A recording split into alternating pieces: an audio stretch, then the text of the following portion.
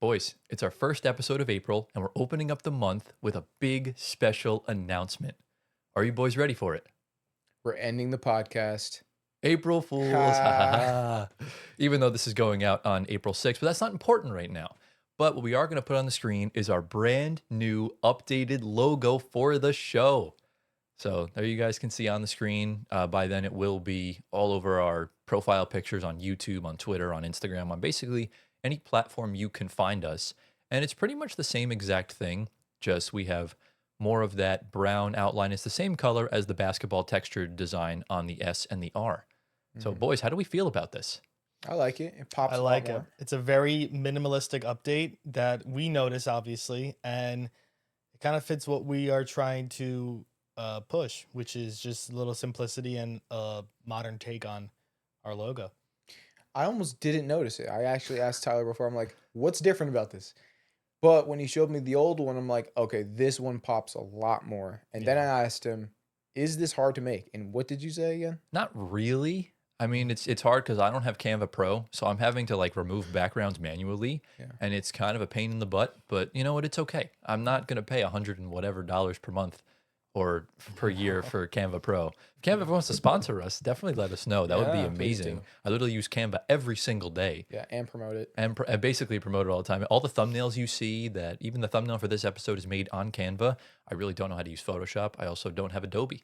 So that's kind of what it is. And also we'll transition on the screen to our new live logo. So TFS Live as well. We will be back streaming again this year. Wanted to make it a little different compared to our normal logo. So we have the nice blue background that you see on our draft boards, and obviously the background of this overlay that you see around us with the red text. So I kind of like how it came out. I think everything came out to almost perfection. Yeah. And then the last thing we're going to put on the screen right now is our new banner, which you will see on our YouTube. So this is essentially the main gist of us. We kind of just tighten the font a little bit. And rather than new episodes every week, rather than picking a day, because with holidays and stuff, it's hard to get episodes out on Sundays, we try and aim for Sundays. And that's that. We obviously have Twitch replacing playback. And For now, yes. But that's all the extent that we will You discuss should put the regarding X that. logo in there, bro. No, I'm never going to do that. I was gonna do that? I was gonna say that. That was the Everyone first thing else I has said. it. I It's know like, it's you a know. little. I will still call it Twitter till the day I You die. can Yeah. call Twitter still with like, you gotta Just put the X logo, there. bro. Yeah. It depends. depends. I might Do a poll. I'll Yeah. do a poll. Do a poll. I will consider it. Yeah. If people really care about that, we'll do a Yeah. poll. Exactly, yeah. So, I mean, speaking of the legacy of Twitter transitioning to X, as you guys can tell by the title and thumbnail, we're going to be talking about the legacy of every NBA star that's in the playoffs right now, talking about what a championship this year would mean for them. So, obviously, we always talk about, like, oh, can this team win a championship? Do they have what it takes? Are they frauds? Are they real? And regardless of what situation they're in, this has major historical implications on this. This can determine where you stand in the league, if you're a superstar, where you rank on the all-time rankings. Obviously, we just did our rankings a couple weeks ago. If you want to go check that out, link down below, or click the link above Gio's head. And it should be an exciting one, boys. Right? Yeah. I'm ready to go. Yeah, so obviously, if you guys do enjoy today's episode, be sure to drop a like, subscribe to the channel, get us to 11,000 subs by May 1st. You have, well, now under a month to get us there. So we're a little over 500 away. Okay. So get us there. If you're on Spotify audio platforms, give us 5 stars, leave a review, answer the polls, all that good stuff. Our socials are down in the description below. Personal ones are on the screen right now. See my guy Giovanni. Get him to 1 million Instagram followers. Obviously, join the Discord server. Follow the Twitch. Go check out the House of Highlights video. And boys, I think that's pretty much it, right? We forgot to ask a question. What is the question? How's everybody doing? Oh, yeah, it's episode 102. How are we doing? I'm chilling, man. I've seen better days. Really? Long Yeah. day. No, I mean Taxes. Oh, no. yeah. Bad, I mean, it is but, tax season. Yeah. But Oh, Italy's out of the World Cup. Another World Cup Oh down. yeah. my Yes. gosh, yeah. What sucks is that No. I'm literally going to be there in July, and they're not going to be in the World Cup. That's so. I No, am it's all right. literally just been depressed for like the past day and a half, That and genuinely sucks. uh, Who'd they lose to? Bosnia and Herzegovina. Bosnia, It was yeah. funny. I saw someone make a Yikes. troll tweet saying that it's kind of unfair how Italy had to play Bosnia and Herzegovina, which is kind of funny. Yeah, I mean, I gotta wait another 4 years. There's I no way will, Italy should lose to them. I will be in my 30s, Yeah. which is we'll all crazy be. because if you put it into perspective, I've not seen Italy in a World Cup in my 20s and will never see him in my 20s. You haven't seen Italy in the World Cup since you were 6 years old No, or 8 years. it No, was 12 years 12 old. years 12 ago. years So old. I'll be 27 in a week, 15. 15. Yeah. You're Yeah. gonna be 27. Yeah. Wow, dude. Oh, yeah. Wait, I totally forgot. This episode's dropping on the 6th. Anthony's birthday is on April 8th. So go wish him a happy birthday down in the Happy description birthday. We will below. be recording. Go that same send day. him his condolences regarding Italy. Congrats to all the teams that got in. And boys, Mhm. I think that's all the necessary housekeeping stuff to get out of the way. Do we have anything else to say before we dive into the first segment? Mm-mm. Into the first segment we go. So obviously I forgot to mention in the intro, if you are new around here, we usually spend the first half of the show talking about any news and random stuff and our player spotlight, which we'll get into later. But we're going to open up with a big time news segment. And if you guys remember specifically, Gio, in episode 67, we talked about the WNBA's Connecticut Sun. That's why we're talking about the WNBA again. And to be honest with you guys, I actually made a Connecticut Sun themed overlay. It's going to be on the screen Oh, right wow. now because we keep the same energy for everywhere. Because we are Okay. not sexist around here. Shout out to the women. Shout out to everything they do. Women belong in sports. And look, we talked about last year the Connecticut Sun were purchased by a New England-based group that was going to move the team to Boston sometime within the decade, probably around 2028, 2029, somewhere around there. You guys remember that, right? Mhm. We talked a little bit about it. And to be honest with you, I didn't really think much of it up until we get a breaking news report that we're going to put on the screen. This happened on March 27th. So to my knowledge, I believe that was a Friday from Alexa Philippou. Sorry if I butchered your name. I probably did. Saying breaking. The Connecticut Sun is being sold to the Fertitta family to bring the WNBA back to Houston, sources confirmed to ESPN. The team was sold for $300 million and will play their final season in Connecticut this season before they relocate. Hmm. So if you don't know, Tillman Fertitta is the owner of the Houston Rockets. Mhm. So he purchased the team and is bringing them back to Houston. Wow.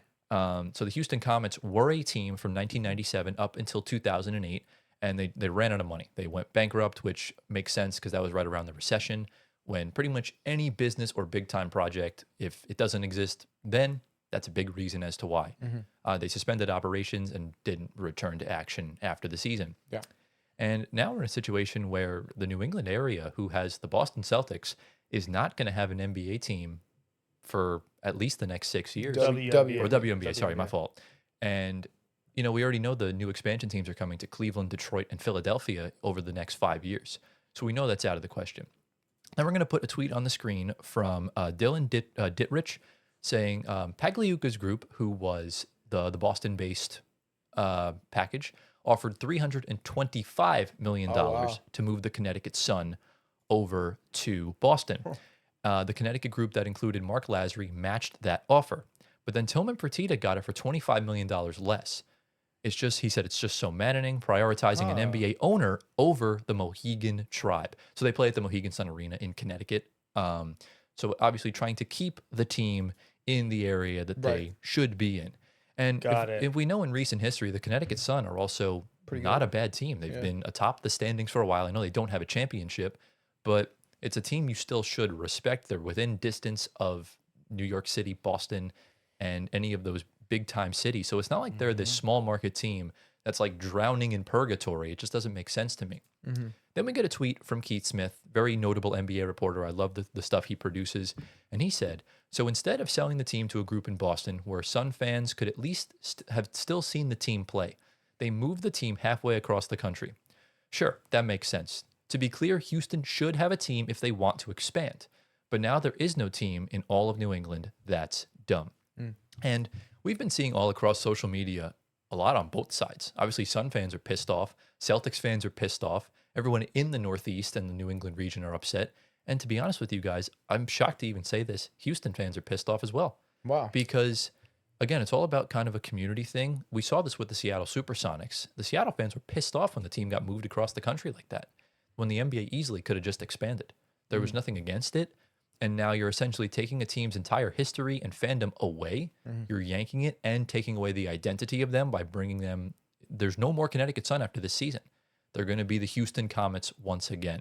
And they've already hired a former ESPN reporter to be their next general or their first general manager. And then we have a tweet from a guy named Yukon Tim. And I really feel bad if this is real. I'm pretty sure it is. Saying, hey, WNBA, my Connecticut Sun season tickets are already paid for the 2027 season. They cost $2,000. Now I find out you're stealing my team away from this year. Pay me $2,000, you pieces of trash. Ooh, wee. Ooh. So Okay, this is interesting. pretty interesting as far as The that law goes. can But get again, involved, yeah. we don't know the. I'm gonna take his word and believe that this is real. Yeah. And I really feel bad, regardless of whether the season tickets are for this season or next season. It's kind of a farce. Yeah. And the last, we have two more things to put on the screen. This is the Connecticut Sun statement saying the Connecticut Sun organization understands how emotional this moment is for our fans and our community. You have made a home for this franchise for generations, and we are grateful for the passion and support that made us a cornerstone team in the WNBA. While the league continues to grow and evolve, our commitment is to honor this legacy and finishing this final season together with pride. This comes from the team president, Jen Rizzotti.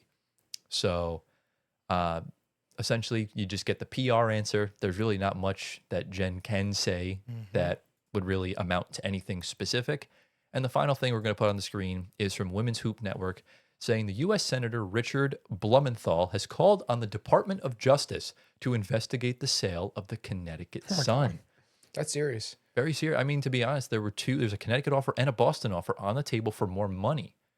And then you just take it away So why do you think they went for the offer that was less because they prioritized the rich NBA owner in Tillman Fertitta rather than the? than keeping the tradition of the New England-based group. But aren't the Wow. Celtics family an NBA ownership? No, Bill Chisholm's the owner of the Celtics. And he Okay. wasn't trying to buy the Connecticut Sun. No, Pagliuca was the one that was trying to buy Yeah. the And Sun. who is he? He's some rich. And why does he have all this money? Well, he owns a bunch of rich businesses. We talked about it in the episode when Yeah. we talked about the sale. Okay. I don't remember all the details, but when it comes down to this, the NBA and WNBA are a collaborative thing. Adam Silver Right. has a lot of say of what goes down Right. with Kathy Engelbert, who also has been under fire for the stuff we talked about, the Nafisa Collier situation. Right. And we're seeing him prioritize the NBA owner once again, where you have, I don't even know how much Fertitta's net worth is. It's definitely a lot. And that's essentially what the deal is. It's kind of like if you were qualified for a job, but Anthony already works for this company or he went to school with the job recruiter, he's going to get the benefit of the doubt because of that relationship and that connection. Got it. And because Tillman Fertitta is the Makes owner of the sense, though. Houston Rockets, that's essentially why it happened. I get it. I Yeah, understand it, I get it. but the ethics are not there. But here's where I'm going to turn the floor over to you guys. Yeah. Your general thoughts on this, because looking at the retrospect of this situation right now, Connecticut is a women's basketball state. They have the greatest women's college basketball team of all time, arguably the greatest college basketball team of all time. I don't think any men's team could really compete with the undefeated seasons they've had, except for maybe that 1975 UCLA team. But you have that. The Boston Celtics are literally a border away. And we know the Celtics are the greatest NBA franchise of all time. We know this area has prestige. We know that it's all about just success in basketball and stuff like that. I'm just at a loss for words about this. So how do you guys feel? I think on the top of my head, I mean, I'm gonna make some fun out of a very just somber story. So, the interstellar war going on here. So the comets destroyed the sun. It looks like. Sorry guys, I just had to say that. It just kind of fit the narrative. Did you create that? No, it's just the comets destroyed the sun. It's just Did you just come up with that? no. It's kind of been in my head since they bought. But since you we came up out. with that though. Yeah, I guess Okay. You got some creative talents. it's not that hard, Gio. Okay. Comets and the sun are literally in the same thing. I didn't think of that. I don't really understand. I mean, I don't want to say understand, but from what I've been seeing on Twitter, I mean, this could also just be because the people that I'm seeing on Twitter have like deep. We should get Jesse's opinion on this Yeah. because Jesse's a Houston Rockets Yes. fan, and see what he thinks. I should probably give him a text. We could. I don't know. Yeah, it's too late for it now. Yeah. Maybe next time we could talk about Yeah. it. Jesse's a Houston fan, but Yeah. I don't know if you know, there's a very predominant social media person that works for Houston Rockets that's really famous, and she was like promoting the crap out of the Comets, and she was so happy that they're back. I mean, Well, what, naturally, I think yeah. working for the Rockets, you kind of have to do that. Yeah. So like, I kind of feel like that's a little biased, but if Tyler's right, and I'm sure he is, obviously with Rockets fans being upset about this, I will definitely hold that. They're obviously happy that they're getting the team back, but the way they went about it by taking a team away Yeah. from a fan base halfway across the country. Yeah, and That then, they've like, been there for a while. to Like, piggyback off Tyler, they're in the state of Connecticut, obviously, which houses UConn and the powerhouse of women's basketball. Also, men's basketball, who were back-to-back national championships just in this decade, Exactly. and have one of the best head coaches of all time in college sports, from a very predominant family known as the Hurley family, obviously. It's just very again, the money that 25 mil less is, of course, very sketchy. It's interesting. Tillman Fertitta is someone that's very notable in the ownership group because he is a very big I don't know if you've seen the commercials of his casinos. He's in the commercials for them. He's like, I'm Tillman Fertitta. Like, yeah, I don't know. We can look it up after this, but the Connecticut Sun were just like a staple team. I think even when I started getting into basketball, like they were there and for a long time. I mean, I'm not a big fan of it, honestly, because of the fact that Connecticut has nothing left anymore when it comes to just basketball. And I think this is another form of just small market failure that the league does not prioritize. Because you move down to Houston, obviously it's a big city. They love the teams there. It's the fourth biggest city in the country. The love for the small market teams is kind of dwindling. I mean, we're getting Portland Fire. We're getting Toronto Tempo. Tyler said we're getting Cleveland, Detroit, and what was the last bro, one? you're yapping, bro. Philadelphia. Yo, let me talk, bro. Let me talk, bro. I'm You're yapping. cooking. Yeah, you are yapping in circles right now. Cleveland, Detroit, and who else, Tyler? Philadelphia. Okay, those are all notable. Okay, They're all those in are big all markets notable except for teams. Portland. But Yeah. yeah, we'll get you into this. Yeah. I just wanted to. Oh, you had No, something? No. I just wanted to clarify. So it's the WNBA that blocked the Sun from staying in Connecticut. Correct. Yeah, That's what it is. Well, it's I'm essentially a little confused. Yeah, I don't necessarily know who specifically blocked it. I'm going to assume look it that up. Adam Silver and Kathy Engelbert had decisions regarding that. I Like don't know- together they decided. Correct, yeah. Siding with And Tillman Kathy Fertitta, is the WNBA commissioner. commissioner. Oh, so both Correct. commissioners. Okay. Yeah. Okay.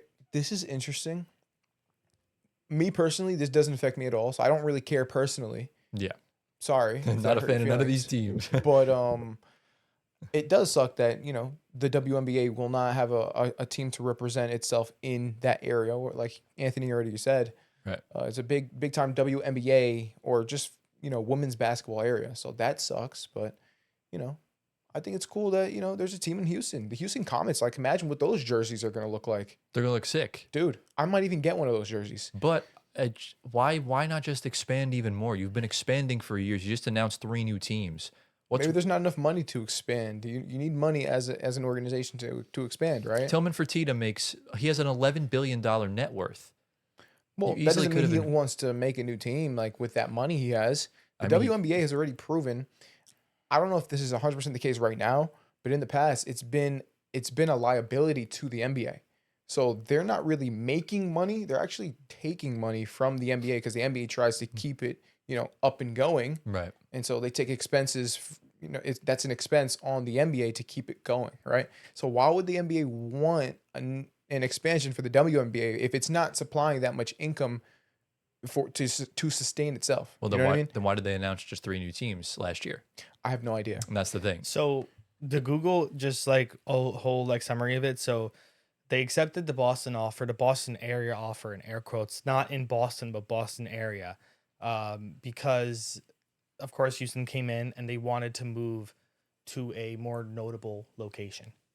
So Houston to them is more notable because I guess Boston area is not Boston in itself. But again, very like just weird area of gray space because Boston is a bigger area, of course, basketball wise than Houston is. I don't know. Houston is a huge city. Houston is the fourth, like I said before, Houston's the 4th largest city in the country. Yeah. But Boston's also a big city. Yeah. But my guesstimation is that Boston area, like you said, which means they were probably trying to keep it in Connecticut, which I respect because I'm a small market advocate. Even though I root for a big market NBA team, we're treated like a small market.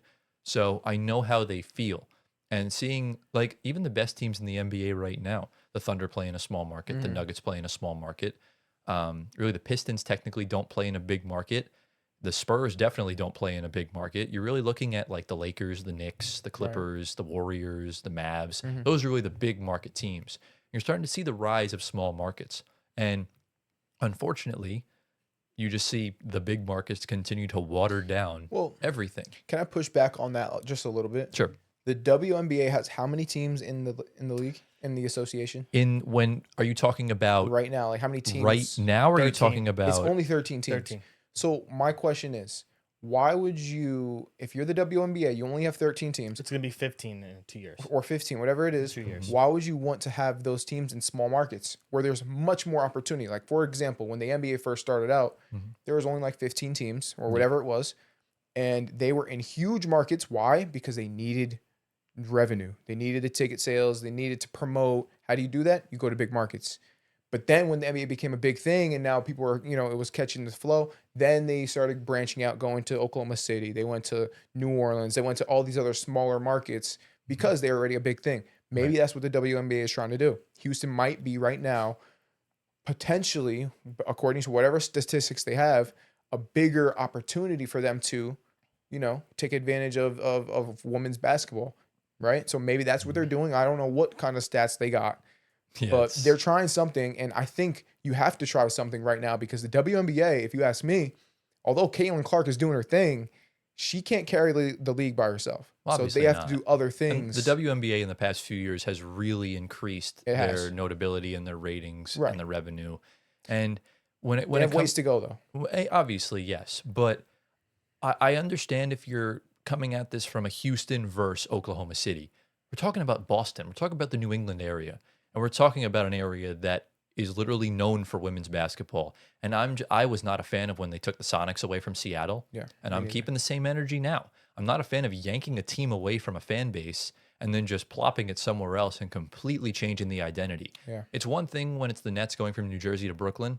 It's just a simple drive across the bridge rather than getting on a 4-hour plane ride that's gonna cost you hundreds of dollars Yeah. to go see that. Connecticut to Boston is not that far of a drive. It Right. would have been sustainable for the fans here. But unfortunately now, the Connecticut Sun as we know it will cease to exist at the end of this year. So it's a totally different sucks. thing rather than I agree a with that. simple small relocation to a bigger city. They That could I have done understand. this better. Yeah. Exactly. Well, yeah, I mean, you kind of hope that this kind of, with the Connecticut Sun specifically, that it kind of would hopefully soon follow that same path where, like now in the NBA, they want Seattle back. Maybe they're going to get that push from a fan base to make it another expansion team, obviously, because the rights to go to Houston or for that team is, it's theirs now. So you got to start a whole new team, essentially. Same thing as the Sonics go. Just keep your name, expansion draft, and you start off as the new Connecticut Sun, obviously. Yeah, and obviously we're seeing in the WNBA now. Obviously, they have. It's not like an NBA affiliate. Not like an affiliate. They have ties to the team. So like the Liberty, for example, are owned by the Size, and they play their games at Barclays Center and stuff like that. The Connecticut Sun are, them and the Chicago Sky, to my knowledge, I think are the only two teams that have no ties to an NBA team. So the Sun operated independently. The Chicago Sky has no ties to the Bulls at all. They operate independently as well. But again, Chicago's the third biggest city in the country, so they're not really going to look towards them and be like, oh, maybe we have to move them elsewhere. Right. But I love the fact that there was one team that was in a totally random place that had no influence from an NBA franchise. And now you're essentially just watering it down with more NBA big market revenue in Houston. And it's not going to feel natural. Because remember, if the Comets folded in 08, imagine they just brought that back naturally rather than taking a team away and transplanting all their players and their history there. I'm not a fan of that. That makes sense. So, it kind of is what it is. Business is business, I guess. I It don't know. really is. And Yeah. that's the hardest pill to swallow. It's the biggest, harshest reality truth Yeah. of that. So, yeah, that concludes the story of the Connecticut Sun and their transitioning to the Houston Comets. Let us know down in the comments, what are your thoughts on this situation? How do you feel about it? And boys, do we have anything else to say before we dive into the player spotlight? Let's go. Into the next segment we go. Ladies and gentlemen, welcome back to Tyler's Player Spotlight. It's been a while since we've done a player spotlight. Usually we've been kind of talking about the teams, but there really hasn't been much else that's changed among teams that we've been talking about. But for those of you that are new around here, the player spotlight is a section where I talk about a player or sometimes a team that's either playing really, really well or really, really bad. Last week, we talked about the Los Angeles Lakers and their just otherworldly play on the court. If you guys do want to go check that out, link down below or click the link above Gio's head. Fun fact, actually, the Lakers, Spurs, and Thunder are all a combined 27-3 in their last 10 games each. They're all 9-1. Wow. So It's really yeah, good. I really couldn't find a specific player to talk about, and I was going to talk about the Pistons with the way they're playing without Cade Cunningham. So shout out to them, but to be quite honest with you, we've talked about the Pistons ad nauseum on this show, and Jalen Duren we've already talked about very highly of, but he's averaging over 25 points. He's playing incredible basketball. So shout out to him. However, there's been a lot of drama talking about the NBA MVP race that we thought was over about a month ago when we talked about Shai Gilgeous-Alexander. But guys, the gap is closing, and it really just comes down to personal preference because we have 4 players right now that are playing so incredibly well. It really just comes down to preference of how you view it. And we're going to talk about the MVP race today. And actually, last night, there was a video released by the GOAT himself, Jimmy Highroller, talking about the MVP race. And we're kind of going to talk about that as well, kind of tying in everything. We're going to show some screenshots and stuff like that because there was really some incredible graphics that that he brought up. So, boys, do we have anything else to say before we kind of dive into all this? Let's go. All right. So, again, you'll see graphics and stuff wherever on the screen. I'm not going to specify what because I just don't know how I'm going to edit this. So essentially, we'll just start with kind of the basics here of the MVP race. So on the screen right now, you'll see the stats from. I know I put Jaylen Brown, but I think he's kind of out of the race at this point with Jason Tatum kind of back from injury, and Cade Cunningham has unfortunately missed the rest of the season with a collapsed lung, so he's essentially ineligible for the award. So we're really going to talk about 4 players: Oraman, Jokic, Luka, and Wemby. So this season, I'll just read them out for the audio listeners too. Shai Gilgeous-Alexander is averaging 32 points, 4 rebounds, 6.5 assists, a steal and a half on, that should be higher than 0.1 block. I typoed on here. So I think it's like 0.6 on 66% true shooting, while just over 2 turnovers a game on 33 minutes a night. Nikola Jokic is averaging A triple-double. a 28-point triple-double. He averaged one Nice. last season, but didn't win the MVP. Yeah. So 28, 13, and 11 with a steal and a half, 1 block on 67% true shooting, 4 turnovers on 35 minutes a game. Luka is averaging 34 points and is on track to lead the league in scoring, 8 rebounds, 8 assists, almost 2 steals, half of a block on 61.5% true shooting, 4 turnovers on 36 minutes. And then we get to the alien himself, who's really been a late bloomer in this race, of Victor Wembanyama, who's averaging 24 points, 11 rebounds, 3 assists, 1 steal, 3 blocks on 62% true shooting, 2.5 turnovers. But look at this stat right here, 29 minutes per game. He is on a minutes restriction the entire season. And we're actually going to put a stat from Jimmy Highroller's video on the screen where it shows the stats adjusted to per 75. And as you can see, well, What does that mean per 75? per 75, like, what's the best way to word it in like the most simplest terms? Like per 75 possessions. Okay. That's what it is. So like, think about it like per 100 possessions, per Right. 75 is the same exact thing. Right. And per 75 possessions, you can see Wembanyama is averaging 30, 14, and 3, almost 4 blocks Yeah. on 61.5% true shooting on 3 turnovers a game. And it's just incredible. And you see the other stats really don't change much. You see Shea still averaging 33, Luka's averaging 34, Jokic is still averaging a 28-point triple-double. And it's quite insane kind of what we're seeing. Something that's crazy with all 4 of those players, and I don't know if you notice it, but they all have one thing in common. They're in the Western Conference. What Well, else? yeah. That's crazy. They're all non-American, there you go. All international. international. And that's kind of There's what we're no seeing. American MVP finalists. Yeah. I mean, we haven't had an American win MVP since James Russell Harden. Westbrook. Oh, James Harden. Yeah. because he was in 2018. Yeah. And then from then it's Giannis was twice, then it Yeah. was Jokic twice, then Embiid stole one, Yeah. and then Jokic got one back, then Shea won the last one, and it's going to be one of these 4 gentlemen this time. Yeah. Which is kind of crazy if you think about it, because I mean, we've talked about the Europeans and the way they're kind of brought up and stuff. They don't overexert themselves. They really focus on the actual game rather than just trying to get buff and trying to just like lift or do one specific thing. And they're also playing professional basketball at a young age. They Yeah, go it's pro more at like finesse. 17, 18 years old. Yeah. And when they go to the NBA, they just kind of keep the same craft going. Look at someone like Cooper Flagg. I'm sure this dude played on like 6 teams in like high school, kind of doing everything from AAU to travel to high school to doing everything. And you're in the gym probably doing triple sessions of weightlifting and stuff. And whether you go to the college route or overtime elite or the G League or whatever, you're still not, you're not going up against the true professionals. You're not going up against the 28-year-old that's naturally strong. You're going up against, these like 18-year-old, 19-year-old kids that are just not up to par with what your future competition will be.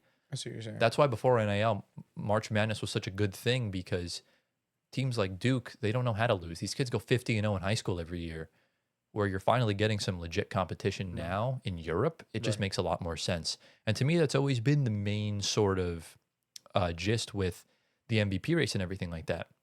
And with regard to the MVP, the way we always like to talk about it is kind of an on-off metric. We all know how the non-Jokic minutes have been a total disaster as time has kind of gone on. Mhm. And we'll put another screenshot from the Jimmy High Roller video on the screen. And we're kind of seeing a bit of a change here. The net on-off for Victor Wembanyama really favors him. A plus 17 with him on the court. And you can see they're kind of an average team with him off the court. The net rating's right around 0. Whereas for Jokic, it's really low. With Kawhi, it's really low too. And you're noticing that teams like the Celtics are actually better with Jaylen Brown Oh, wow. off the court. But That's crazy. I did not expect that. But again, the Celtics have probably the best bench in the NBA Still crazy. with one of the 6 Man of the Year finalists. But you kind of get the picture. Luka, it's not that much of a rise. I'll circle the MVP candidates on the screen. The Lakers are better without LeBron. I knew it. I knew you were going to point that I out. knew it. And you're also seeing Shai Gilgeous-Alexander. The team is a lot better with him on. The same thing applies to Chet Holmgren. What about Westbrook? No. Anyways, and then we'll put some screenshots on from Cleaning the Glass, as it really kind of shows the general vibe of where teams are at. I'm just going to move my laptop out of the way so I'm not reaching across the table for my keyboard. I probably should have done that before we started. That's on me. But as you can see here, we have Shai, Jokic, Luka, and Wemby. And you can see all the numbers are in like the 90th to 100th percentile as far as like expected wins.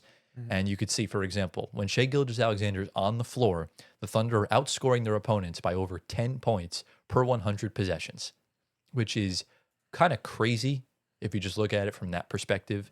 Jokic, they're outscoring teams by 15 points per 100, 17 for Wemby, and only 6 for Luka Doncic. Right.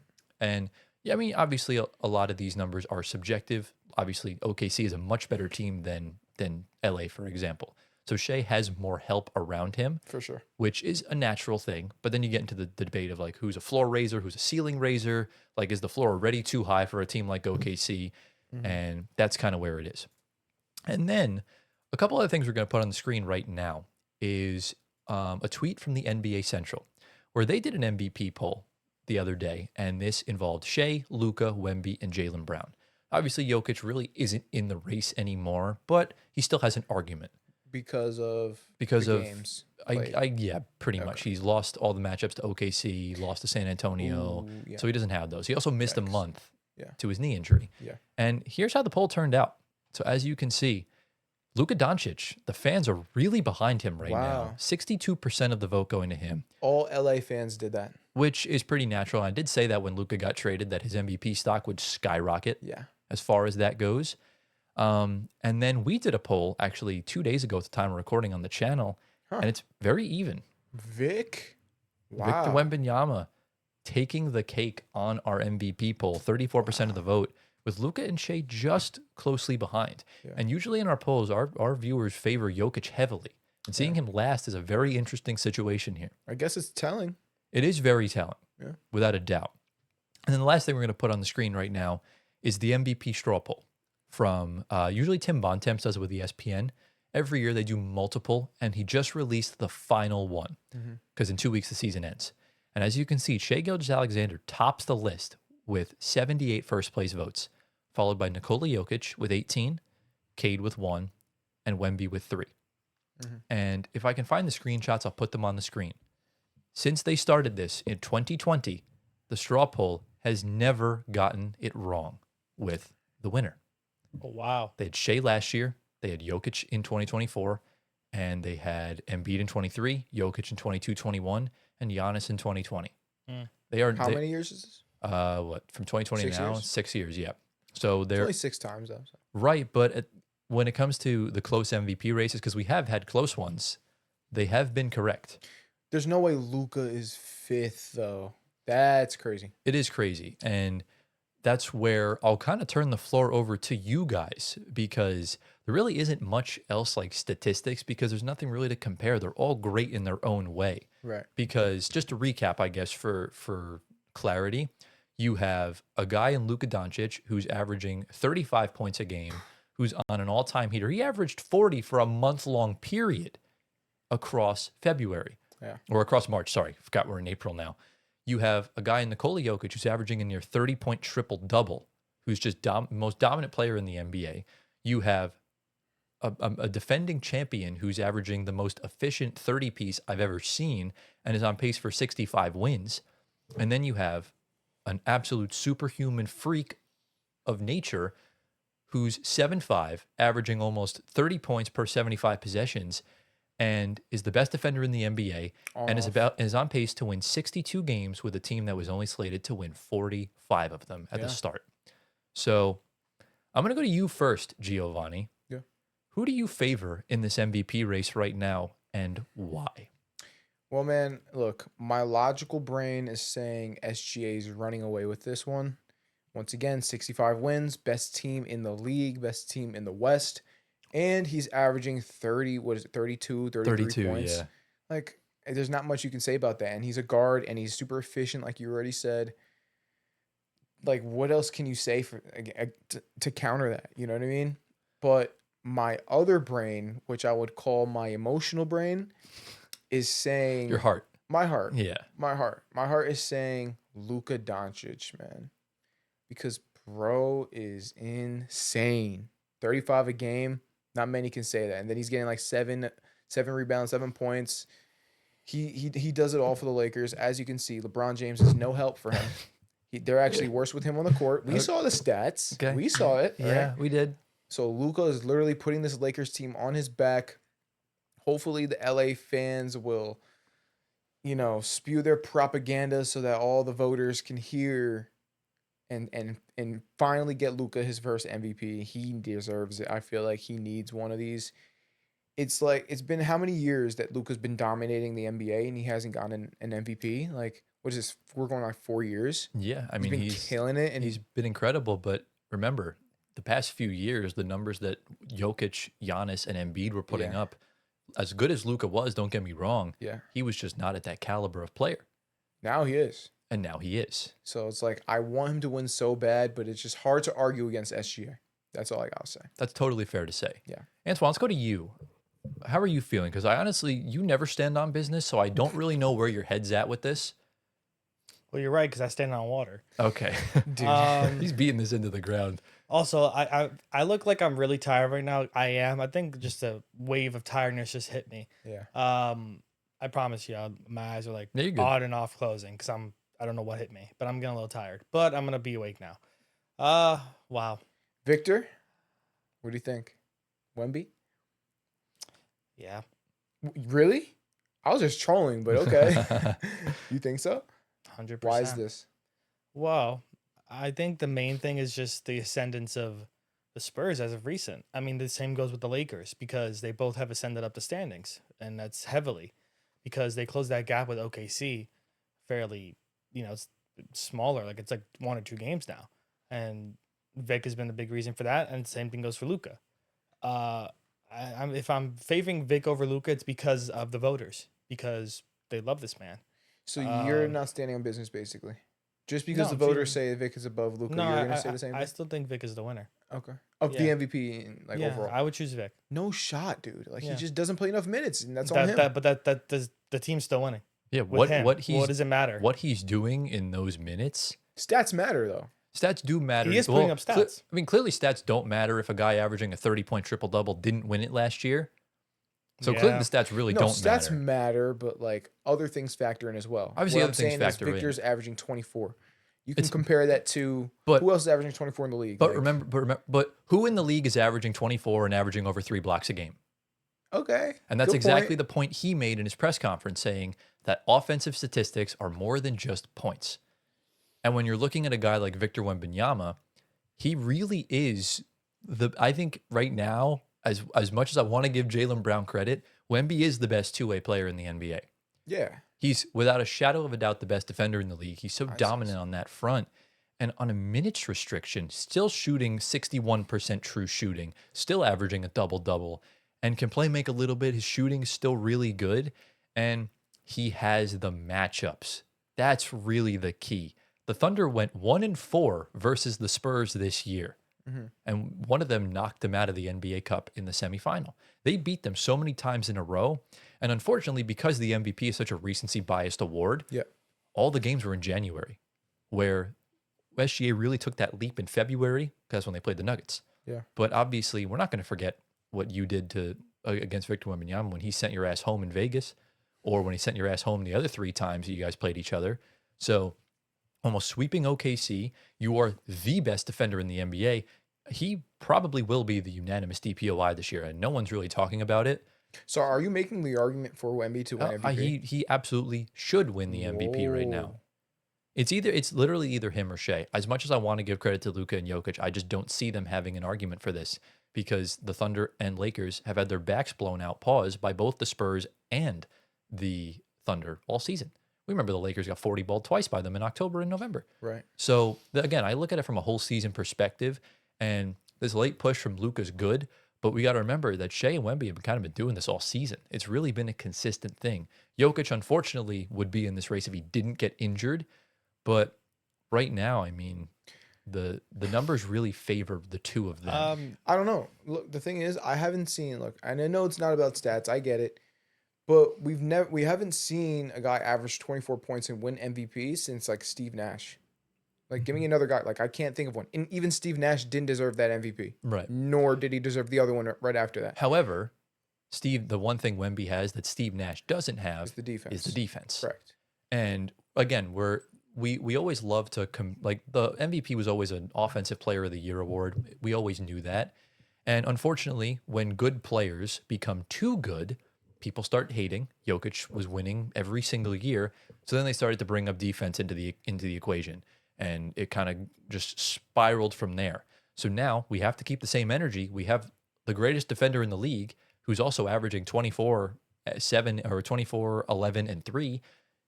And his team is on pace to win more games than they were projected to at the start of the season. Right. And are a legit title contender. Mm-hmm. I think Wemby has a legit argument here. He does. That's why he's on this board, but I don't see him winning over SGA. Once again, my logical pick is SGA. Exactly. My heart is Luka. Doesn't mean Luka's going to be second place. Wemby's probably going to be second place in my opinion. Yeah. But still want Well, I Luka mean, to win. not to discount Luka's season, which is phenomenal. Phenomenal, yeah. It's just kind of how the cookie crumbles with when it comes to Wemby and SGA. I mean, because they're all in the same type of caliber of MVP status, of course. And I really don't think it's SGA's, to be honest with you. I hate Really? giving it back to back. It's just repetitiveness. And You don't like, think he gets it? I don't think he deserves it because that team is too good. Even with, I feel like without him, we saw how good they were. They were still good, but I get it, but when you look at just his productivity on the floor, like an efficient 30 piece, and this team's on pace to win 65 games. And he has game winners. Like, I think this year is more deserving than last year.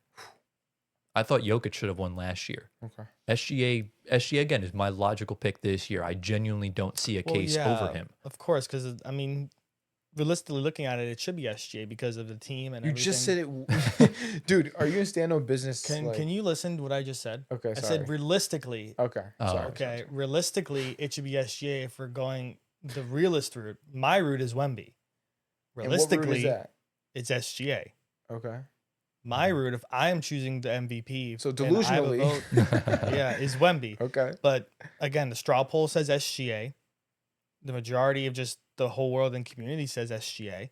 That's the realistic answer. If we're gonna go down the rabbit hole and not go realistic, I'm going Wemby, All right. and Yeah. that's what I would do because again, the stats that he's putting up for what he's doing on his team is, of course, otherworldly. Well, ESPN has Cade under- Cunningham over Victor. Yeah, Well, but to be I fair, don't get this straw poll was done in February. Okay. Yeah. So it's better. it's done on February 20th. So this was done over a month ago.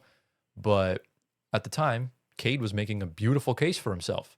Yeah, Cade would have been in that convo for sure. Yeah. So I think Um, with the MVP, it's really just about how do you value the criteria. And we've noticed over the past half decade, the criteria changes all the time. Is it about offense? Is it about defense? Is it about on-off? Is it about team success? We don't know. And it's like, it just changes every year. It's so inconsistent. Some years it's about the storyline. Some years it's about just the best player on the best team. And if you truly believe that's the case, then SGA should win. If you believe in dominance, then Jokic should win. If you believe in defense, it should be Wemby's. And if you believe in points, if you have the points per game kink, then it should be Luka. So it really just depends on how you view it and where do good you way to put it. attribute that. Yeah, that's good. So Yeah, I mean, when the awards night comes around, I mean, I'm expecting SGA just because, The it's easy just answer. logical. But if Wemby gets the name called, I wouldn't be shocked. No, I I really wouldn't. I would be. I wouldn't be shocked if any of these four. I'll be more shocked if Shea doesn't win, because I think he just has everything going for him right now. Yeah. Like the other, even though Media's behind him too. even though he's missed time as well, all four of these guys have been injured this season, some more than others, and it just is what it is. So that concludes the MVP talk. Let us know down in the comments who is your pick to win MVP. Let us know who you voted for if you voted in the poll. And boys, do we have anything else to say before we get into the surprise segment? Let's go. Into the next segment we go. Ladies and gentlemen, welcome back to Tyler's surprise segment. So if you're new around here, this is the segment where we just talk about kind of like random stuff. Could be a player ratings reaction to redesigned logos and jerseys and courts and city edition uniforms and pretty much all that good stuff. The last time we talked about a Bleacher Report article for the best player at every age in the league right now.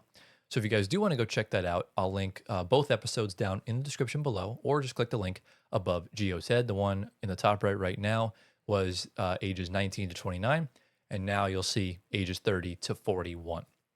And this is actually going to be take 2 of the surprise segment. So unfortunately, you guys will not be able to see us try and guess the top 10 players, the most overrated, according to Bleacher Report. We actually tried to do this as a short a month ago, but the list was very weird. These guys couldn't really figure it out, and they ran out of lives kind of after like 3 guesses. Yeah.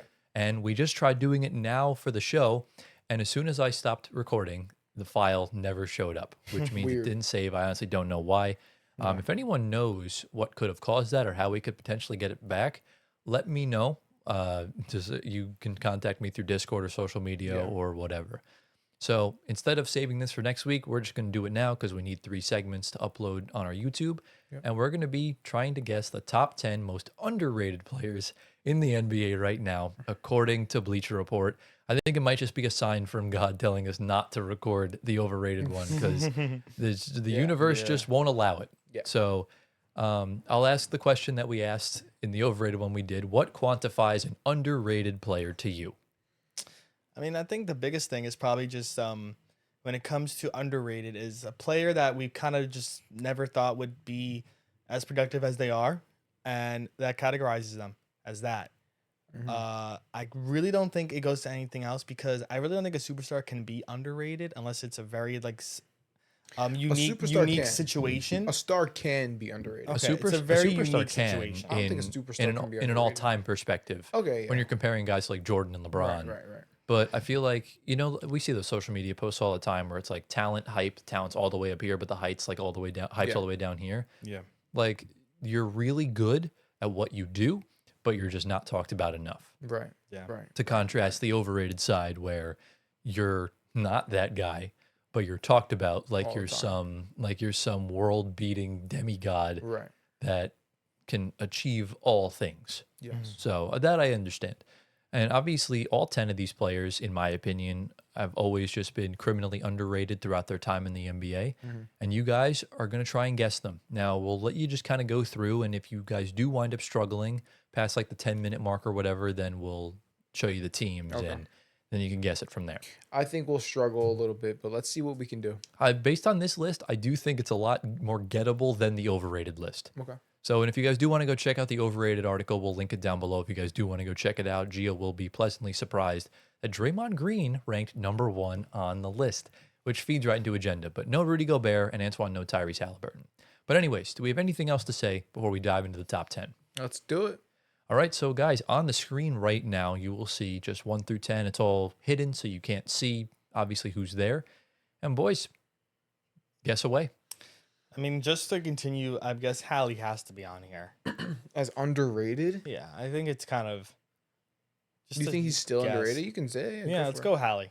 Halliburton's not on this list. Okay. Yeah, I didn't think he would Fair be. He also hasn't played this season, so Yeah, keep that- that in mind. None of the injured players are here. I think I want to say it's probably a bad guess. But let's go Josh Hart. Josh Hart is number 7 on the list. Okay. very good, Gio. Okay. Yeah, I think what his value does not get talked about enough. Yeah. He's 6'4", he rebounds like crazy. His effort and grit. He's the only dog the Knicks have left. Okay. Good. Okay, let's Jaden go- McDaniels. J-Mac is not on this list. Okay. I think he's very underrated offensive player. Agreed. Peyton Pritchard. Nah. Peyton Pritchard is not on the list. He won 6 Man of the Year last year. Yeah. He's obviously like talked about in high regard amongst NBA players and the media. Who else? Ryan Rollins. I was thinking. Ryan Rollins is number 1 on the list. I mean, talk about, in my opinion, the most underrated player in the league right now. He's almost quadrupled his production from last season. He's still my vote, by the way, for most improved player. So shout out Ryan Rollins. What he's doing is incredible. Let's go with Calvin Murphy. Wait, what's his name? Trey Murphy. Who the hell is I always- Calvin Murphy? I always say Calvin Murphy. Calvin Murphy was like this 5'10" guy on the 1980. Rockets. Oh yeah, I all remember the way drafting back him for one then. draft. Yeah, Was he the guy that wore the headgear? Or am I thinking of someone else? I don't think it was him. I'm not sure. I don't remember. Correct me in the comments. But who did you guess? I'm sorry. Trey Murphy. Trey Murphy III is not on the list. Okay. Yeah. Okay. Keontae George. Keontae George is also not on the list. Yeah, he's good.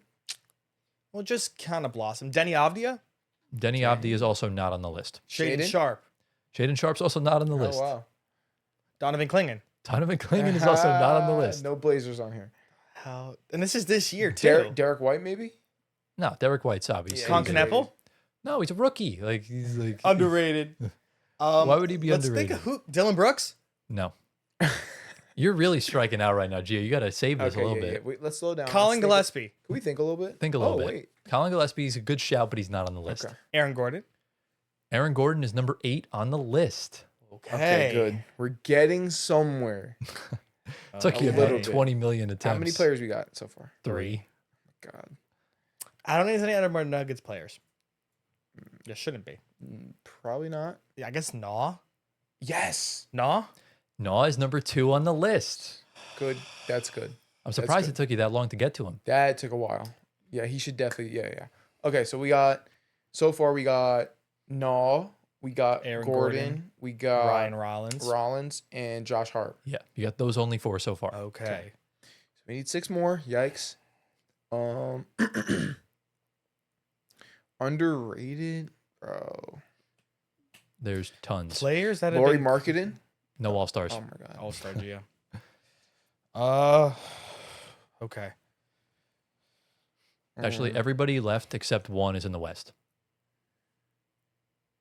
Oh, So everybody's in the West except one. most of Yes. them in the West. That's crazy because I named a bunch of West players. You did. Didn't name enough of Let's them. go to Dallas maybe.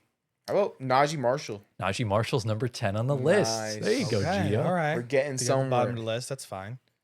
Is there any more in Dallas? Let's PJ think. Gaff, Max PJ? Christie, Ooh, PJ? No. Max Christie. You're struggling. There's no more Mavs players. Oh, Okay, okay. no more Mavs players. Um, I'm sure there's no more Rockets players either, like you said. probably not. Maybe San OKC? Antonio. No, San not Antonio, San no. Antonio. Utah. I don't think anybody on Utah, realistically. What about on the Oh wait, Grizzlies? Bryce Sensabaugh. No. Oh okay. What about on the Grizzlies? Uh, No one. There's really no one over there. no, I really don't have anything for Grizzlies now. At least get one more, and then I'll give you the teams. Okay. Denver, Denver. Anyone from Christian Denver? Brown just to shoot it. No, he's not on the Okay. list. Sacktown. Tim Anybody else? Hardaway. No. He's No. not on the list. Maxine Reynolds not on here at all. Yeah, no rookies. Cleveland, Maybe. Keon Ellis, Schroeder, Say it. Keon Ellis. It's none of those two. None of those two. You guys are halfway through. You guys seem to be struggling, so I'm going to give you the teams. Stink, Please bro. do. All right. So we have number 3 is a Thunder player, number 4 is a Nugget, number 5 is a Blazer, number 6 is a Grizzly, and number 9 is a Cav. So we got Grizzlies, Cavs, Nuggets, Thunder, and Blazers. Blazers. Drew Holiday? not- Tumani Kamara. Tumani Kamara is number 5 on the list. Yeah. Denver again. Denver again. Hold on. I don't know how you didn't say his name yet. Oh, Peyton Watson. There you go. Oh. Peyton It's because he's Watson. been injured, bro. He was out of my mind. Peyton Watson is number 4 on the list. Of course he is. So Okay. you've gotten 4 and 5. You guys need 3, 6, and 9. What are the other teams? I'm sorry. Grizzlies. 3 is a Thunder, 6 is a Grizzly, and 9 is a Cav. Oh, three- AJ Isaiah- Mitchell. AJ Mitchell is number 3 on the list. I thought he was a rookie. No, he was last year. Okay, that's why. Thunder. And now who else we have? Grizzlies. Grizzlies for number 6 and Cavs for number 9. Cavs. Oh, that dude. Jalen Tyson. Yes, Jalen Tyson is number 9 on the list. Anthony, come on, man. There you go. And then the Grizz. It can't be Cedric Howard. It's not. I told He's you a there's no rookie. rookies. So it's got to be that. Who's been cooking on the fucking Grizzlies? Is it I the have guy to with the bleep brother? that out now. Can Sorry. you just repeat it? Who's been cooking on the Grizzlies? Beats me. Santi Aldama? Nope, it's not him. The person who has been cooking on the Grizzlies is number 6. Is number 6 or number 6 on the list? Obviously, it's number 6, the only one left. Okay, obviously. Okay, got it. Cooking on the Grizzlies. Oh my God, Cam Spencer. No? Nope. Yeah, I was gonna guess that too, but What? No. I don't know. I might just have to tell you. No. I got this. You should get this. You I clearly- don't you clearly watch the don't. Grizzlies. It's not. Oh my goodness. Not Cam Spencer. No. Is this a bench guy? No. Starter. Yes. I don't know what else to tell you. Starter. Yeah. What position? Tell us Zach Edey. He plays both. Both what? Both guard positions. Both. It's not Ty Jerome. It is Ty Jerome. What the hell? Ty Jerome's number 6 on the list. My lord, this was an absolute freaking mess. Oh my god. He literally just came back from an injury. Why I is he don't- on this list? Because he is underrated. Yeah. Okay. He still is. He still is, I It's guess. whatever. So let me read the full list for the audio listeners. Yeah. We got Ryan Rollins at number 1, Nikhil Alexander-Walker at number 2, AJ Mitchell at number 3, Peyton Watson at number 4, Tumani Kamara number 5, Ty Jerome number 6, Josh Hart number 7, Aaron Gordon number 8, Jalen Tyson's number 9, and number 10 is Gio's guy, Najee Marshall. Realistically, that's not a bad list. That's It's a, actually a good list. it's a very based list. but we just The fact that we suck at guessing Oh my these God. lists. The thing That's is, the only thing. you guys were thinking far too underrated. Because all Yeah. 10 of these guys have gotten a lot of praise over the past few months, yeah. but they're still underrated compared to the star players. I could have said Sadiq Bey as well, but He should have been He on should- here in yeah. all he honesty, should be on there. but I really just don't know a spot for him. yeah. But Ryan, I feel like there's it's Ryan Rollins, Gap, Nikhil, Gap, rest of the list. Yeah. So Wow. Yeah, man. We got to get better at this. I got to tell you. If you guys got all these in the comments, like, kudos to Before you, we for did. real. Kudos to you. I mean, you guys took a shade over a decade, so I'm pretty sure someone's gonna get it before you guys did. Yeah. But yeah, that concludes the very, very long surprise segment. Apologies for the large amount of editing in that. There was a lot of dead space and deep thought that we just didn't want to include because you just don't want to hear radio silence. So let us know down in the comments, who is the most underrated player in the league in your opinion? And boys, we've reached that point in the episode. Are we ready to talk some legacies? Let's go. Welcome to the second half of the show, ladies and gentlemen. It's the main segment. As you can tell by the title and thumbnail, we're going to be talking about what a ring would mean for every NBA star. So what that essentially means is all 20 playoff teams. We've divided them up amongst each other, and we're going to pick the number one option on their team, or if there's two, we can talk about both of them. And what would a ring mean this season for them as far as like their legacy goes? So like, would it be like an all-time perspective? Would it be about like next season's MVP race? There's a lot that can be talked about it. So I'll ask you guys before we kind of start here, what was like the criteria you went into this with when evaluating your star players? Because there's a broad spectrum of levels of stars in the NBA. Yeah. I took it into account how old they are. Okay. Right. So age is definitely a big factor. I took into account What else? I mean, the team that they're on, the franchise that they play for, like what it would mean for the city if they won the ring. You know what I mean? Like I Right. took that into account as well. And then yeah, that's all I can I think guess of right where now. they are in their career, Yeah. prior achievements. I was Yeah. wondering why I couldn't hear you Um, guys. I never plugged my headphones back into the Roadcaster. Yeah, prior championships, prior achievements, where they are in their careers, what Yeah. they've accomplished so far, Right. and Like, what another championship would add on to it, Right. in terms of how we view them. exactly. Yeah, I think that's totally fair. Obviously, it's mainly going to be about the players, but there can be some city and state, or even in some cases, country implications to it. Yeah. So let's go down in the comments. What would a ring mean for your favorite team star, even if you are out of the playoffs? Because, like, we know Giannis he would jump up a lot in the all-time rankings if he were to win the championship. But the Bucks are eliminated from playoff contention and play-in contention. So it's kind of is what it is. So, boys, do we have any sort of questions, comments, concerns before we dive right in? Let's get started. All right, so what we're going to do like we always do. We're going to alternate Antoine, Gio, then myself. I have one less team because there's only 20, so you guys will just do the final round by yourself. And just remember to say the team that we have. That way I can put the very nice, beautiful overlays on the screen. So, Antoine, let's not waste any more time, brother. Who is your first team? So we're gonna start off actually pretty realistic for this season. Okay. San Antonio. Huh. So obviously we're going to focus on Wemby, and if they win it this year, Wow. Wemby immediately is in the top 10 current players in the league right now. Oh, I thought you were gonna say top 10 Well, all here time. it is. Wemby was ranked 5th at the start of the season. Yeah. Where did we rank him? We ranked him 5th, right? No, No, we ranked him like probably top 10ish. You guys Was he ranked. top I ranked 10? it. You ranked him anywhere between like 12 and 9. Yeah, somewhere around there. Yeah, but he was ranked 5th in the Yes. ESPN thing. So that would probably rocket him up to top 3, bro. Yeah. Hold on a second. If he wins a championship. No, not my top 3, top 5. So who's your top 3 real quick? Just say it real Off quick. the dome, Off the dome, top 3 in Yeah. the league. You got SGA, Jokic. SGA, Jokic, Luka, And so Giannis. if Wemby wins, Wemby. if he gets past Jokic, past SGA, he doesn't surpass anyone? No, Like, I think Luka, okay. I nothing? think right now my top 5 goes currently: SGA, Jokic, Luka, Giannis, Tatum, Wemby. Oh, wow. Okay. I think fair. he would pass Tatum, and I think I would put him past Giannis. I'm I surprised. think he should go right past Luca. He has no championship. Yeah. If Wemby goes on a run and wins the championship, especially if he and he knocks out goes the off. Lakers in the second round, Yeah. which they're slated to do so, Right. I think you can easily make the argument that Wemby's even number 1.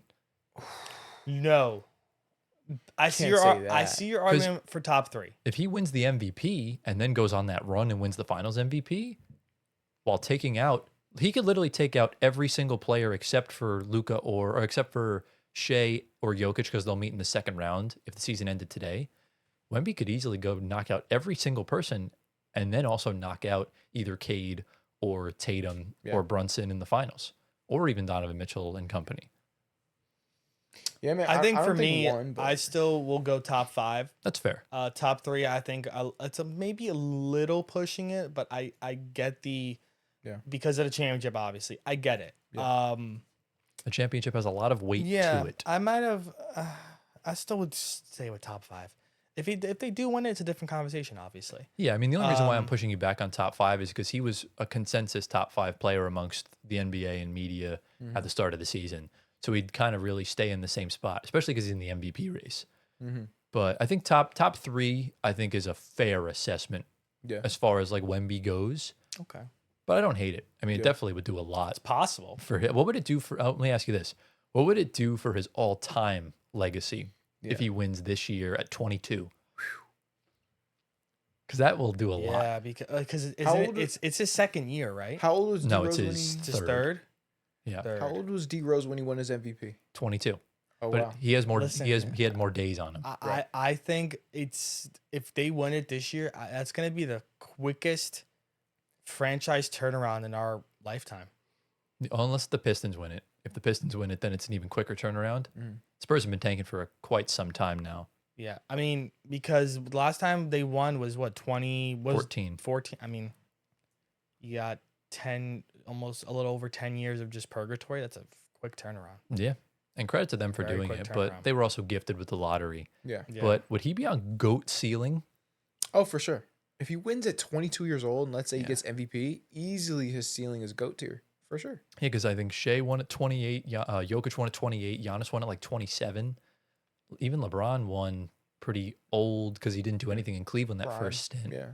So he kind of won Yeah. at like 28, 29, something Right. around those lines. Yeah. So yeah, I don't think that's a bad assessment. I just don't. I think you're underrating Wemby a little bit in that regard. Which is surprising because earlier in the pod, Called he me said MVP. that Wemby was Well, MVP. just because if you're MVP this season doesn't mean you're shooting up to number 1 over SG and Jokic. Right. That's understandable. I get it. But I get think it. he'd definitely be better than because Luka and Giannis. Luka doesn't have a championship nor an MVP, and Giannis hasn't really done anything in 4 years. So that's kind of that's my only argument. But top Yeah. 10 was crazy. Well, because I don't think I put him in my top 10 I mean, fair, to my knowledge. but he's in your top 10 right I'm- now.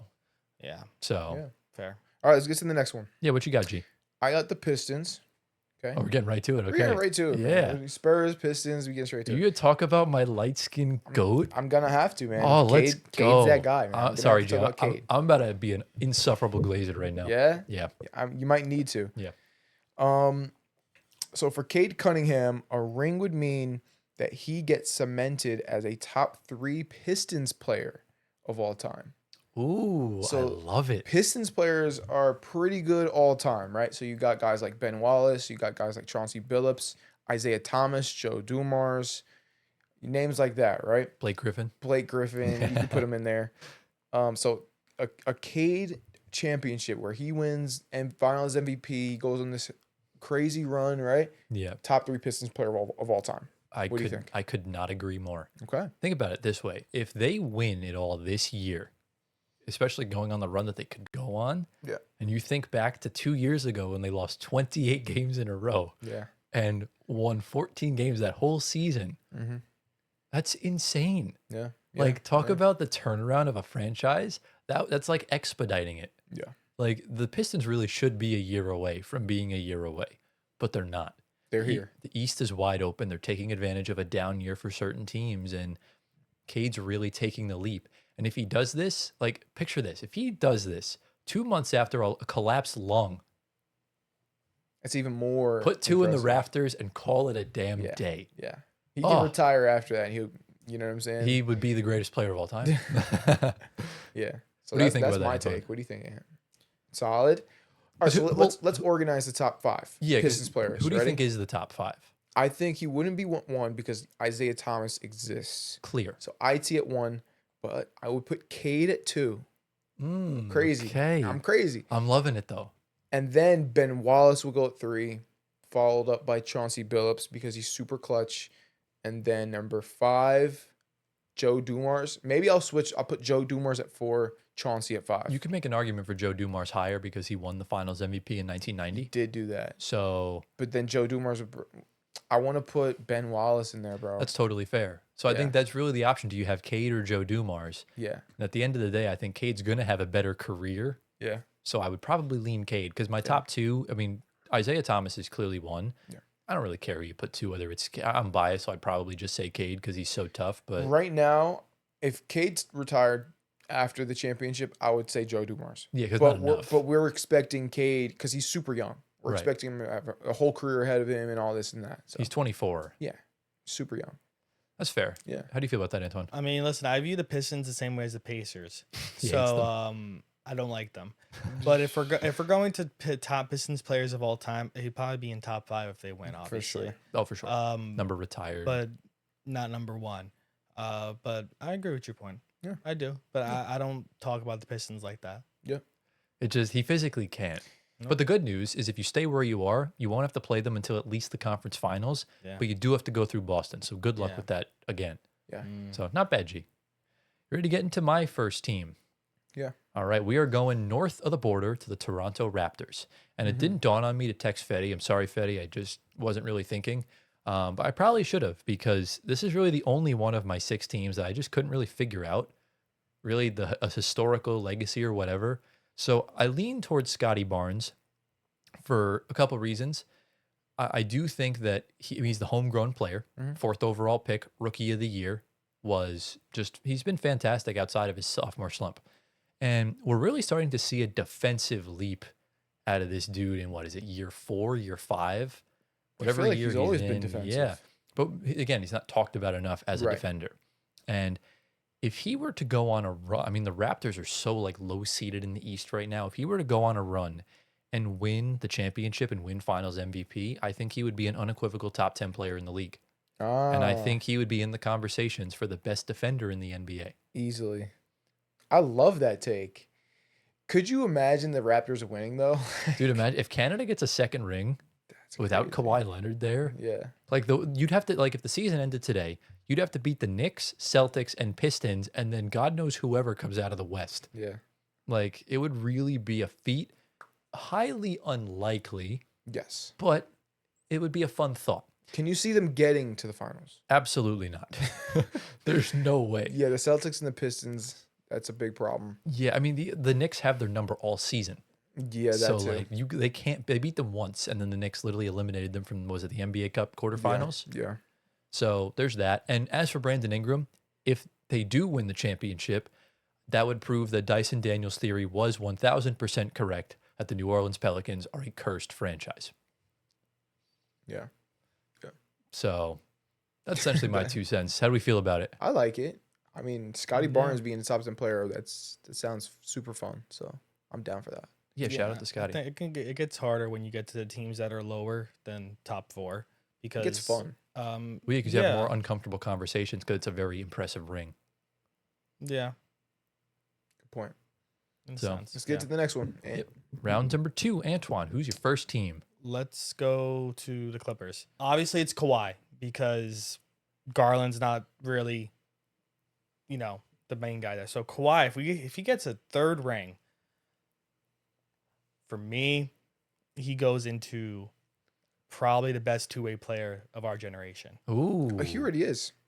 I don't know. Wemby's making some ground right now. Well, No. Wemby's still like his third year in the NBA. Let's calm down. Let's slow down. As of now, as of today, okay. April Fools. I mean, this is not a joke. Yeah. Kawhi Leonard is the best two-way player in our generation. I think that's up for debate for some guys. So who else would, Yeah, challenge him? I'm actually trying to think of names right There's now. no I don't one. think there's I anyone mean, better on both ends. You can throw Wemby in there for sure. Well, you can't. You can't. He's only been here 3 years.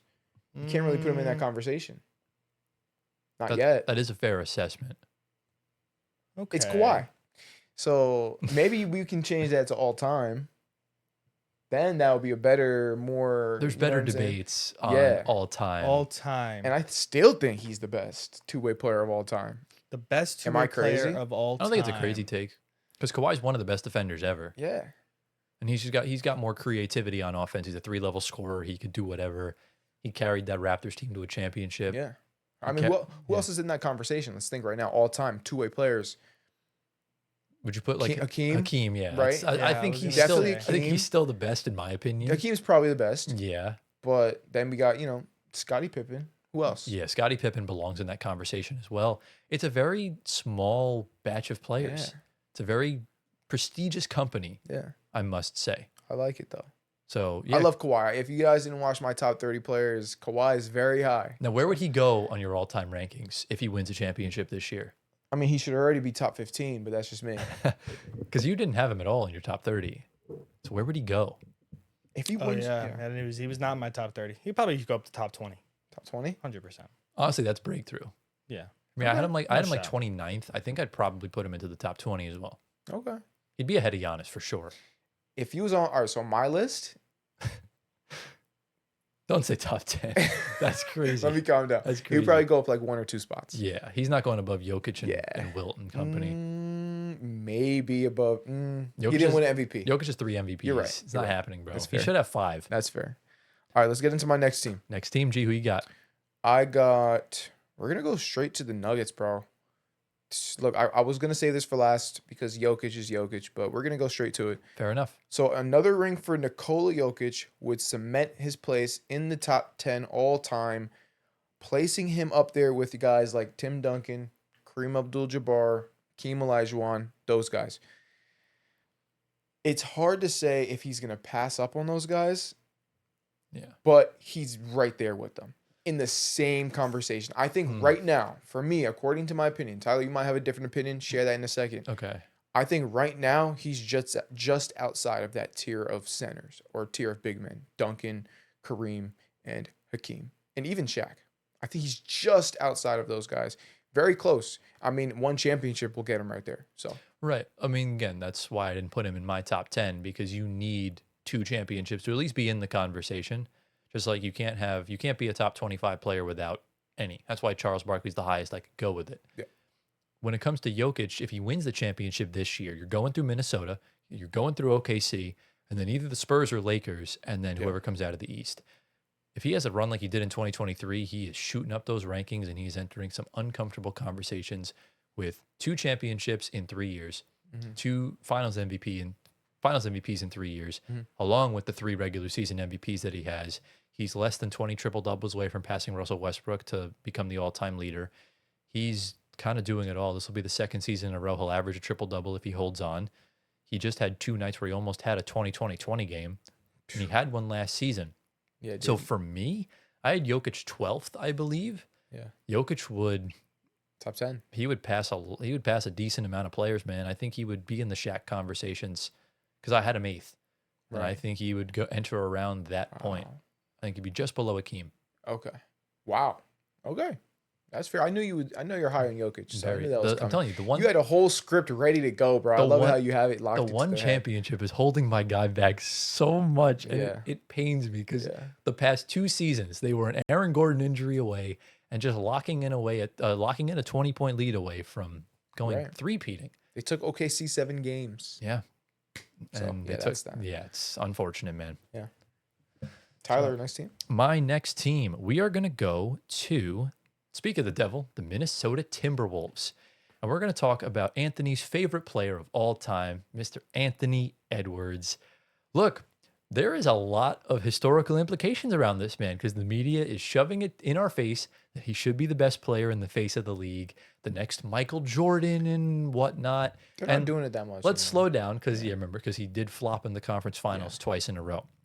With Anthony Edwards, I think if he were to win a championship this season in the Western Conference, because mind you, they could wind up in the East in a few years, which makes their pathway to the finals a lot easier. If he wins it this year, that ring's going to have a lot of weight to it. Getting past OKC and Denver and San Antonio, I think he will become the best player in the world. Whoa. That's a big statement.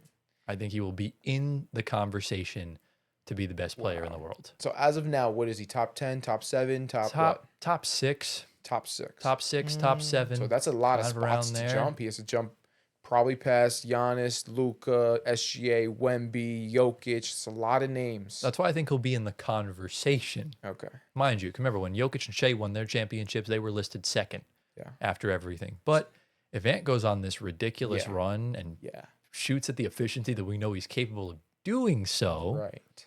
then I feel really good about his legacy moving forward. Face of the NBA. Yeah. Because remember, they wanted to be an American so damn bad. And they're waiting for And him they're to do waiting for it. Yeah, they because are. they don't like Tatum and Brown like that for whatever that. reason. I don't know why. But Anthony Edwards seems to be the guy. He has the personality. He's hilarious. Yeah, he's funny. He's real. He's what do you like? There's just not much to hate with You Anthony can't- Edwards. You can't dislike him. You can't. Yeah.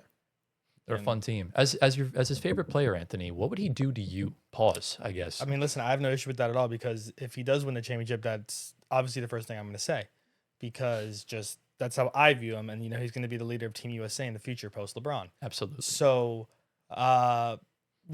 it catapults him up into top 5 for me, obviously, because I think he's just outside my top 5. If we go back to the beginning of when we did our tier lists. Yeah. So he would shoot up. I think the highest he would go for me is top 3. I don't think he's passing Jokic and Oh, wow. SGA. Okay. I think top 3. That's a surprising uh, take from you. No, yeah, I think don't- it's realistic though. I don't think I would put him as best player in if Face of the if we're NBA. talking USA, best USA player, of course. Face of NBA, probably.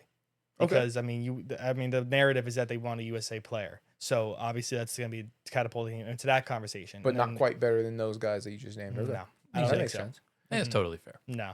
But I love that take and I would not expect anything less of that because winning a championship catapults him up that ranking Yeah. tremendously. That would also firmly cement the Wolves winning the cat trade. Yes. So, Yeah, yeah. that too. Yes. All right, round number 3. Antoine, who's your next team? I guess I'll go to the Trailblazers, which is an interesting one in itself. Yeah. If Dame magically heals. Yeah, right. I mean, am I really choosing Dame or is it Denny Avdia? It's Denny Avdia. It's Danny. Or you can go Drew Holiday. He's building a Hall of Fame legacy, but Nah, because Denny's the player there. he is. What is he gonna do for his? What a run this would I mean, be, though. listen, Dude, for Denny, because he was an all-star, right? Yeah, he was. So first time all-star and first time NBA champion in the same year is a feat in itself. So realistically, yeah. Deep mental math is going on right now.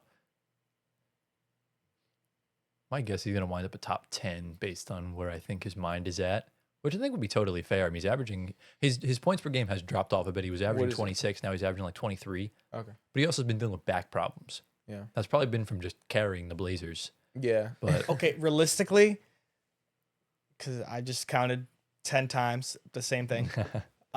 He was shooting to the top 7 international players International. in our league. Hmm. Can you name those that you just counted? Well, yeah, SGA, Jokic, Luka. Luka, Wemby. Giannis, Wemby, Denny. It's already 5. Denny would be Was 6. Denny 6, and then who's after him? Oh my God, Could put anyone really. who's Okay. international? Şengün, No, Jamal Murray. Jamal Murray probably. Yeah. Okay, cool. Yeah, so top That's- 6, that's 7 accurate. because Okay. who else is and no one. I'm looking at the teams right now. No one else is really international. That I would think shoot a up. championship that he brings would mean more to, not to his legacy necessarily. I mean, yeah, to his legacy for sure, but more to the Blazers. Actually, no. You don't think so? More to Dame. Dame More would to have a Dame? ring. Dame would have a ring. Even though he didn't play.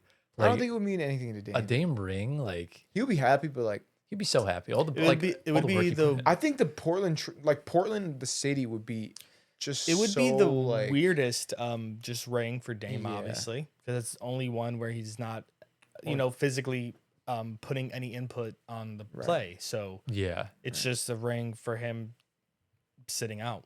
I yeah. guess that's fair. I Yeah. mean, this is probably the most unlikely situation, I think, for the Blazers. They'd have to really go on a run. And I mean, look, I'm just glad that I picked them to make the play in this year. So I will take that W and move on with my life. Yeah. So, Gio. Yeah. Who's your next team, brother? My next team, I'm going to go to another long shot here. We're going to go to the Hornets. Ooh. I mean, they could do it. They're a super hot team. I'm more curious who you picked for this. LaMelo Ball. Ooh, okay. Who'd you think I was going to pick? I thought you were going to pick Nipple. Nah, Anthony probably would have picked Con. Yeah. I'm a probably- Melo guy. You probably Melo's would've put him, still the like- leader of this team. You probably would have put him like top 4 all time. Yeah. But look, listen.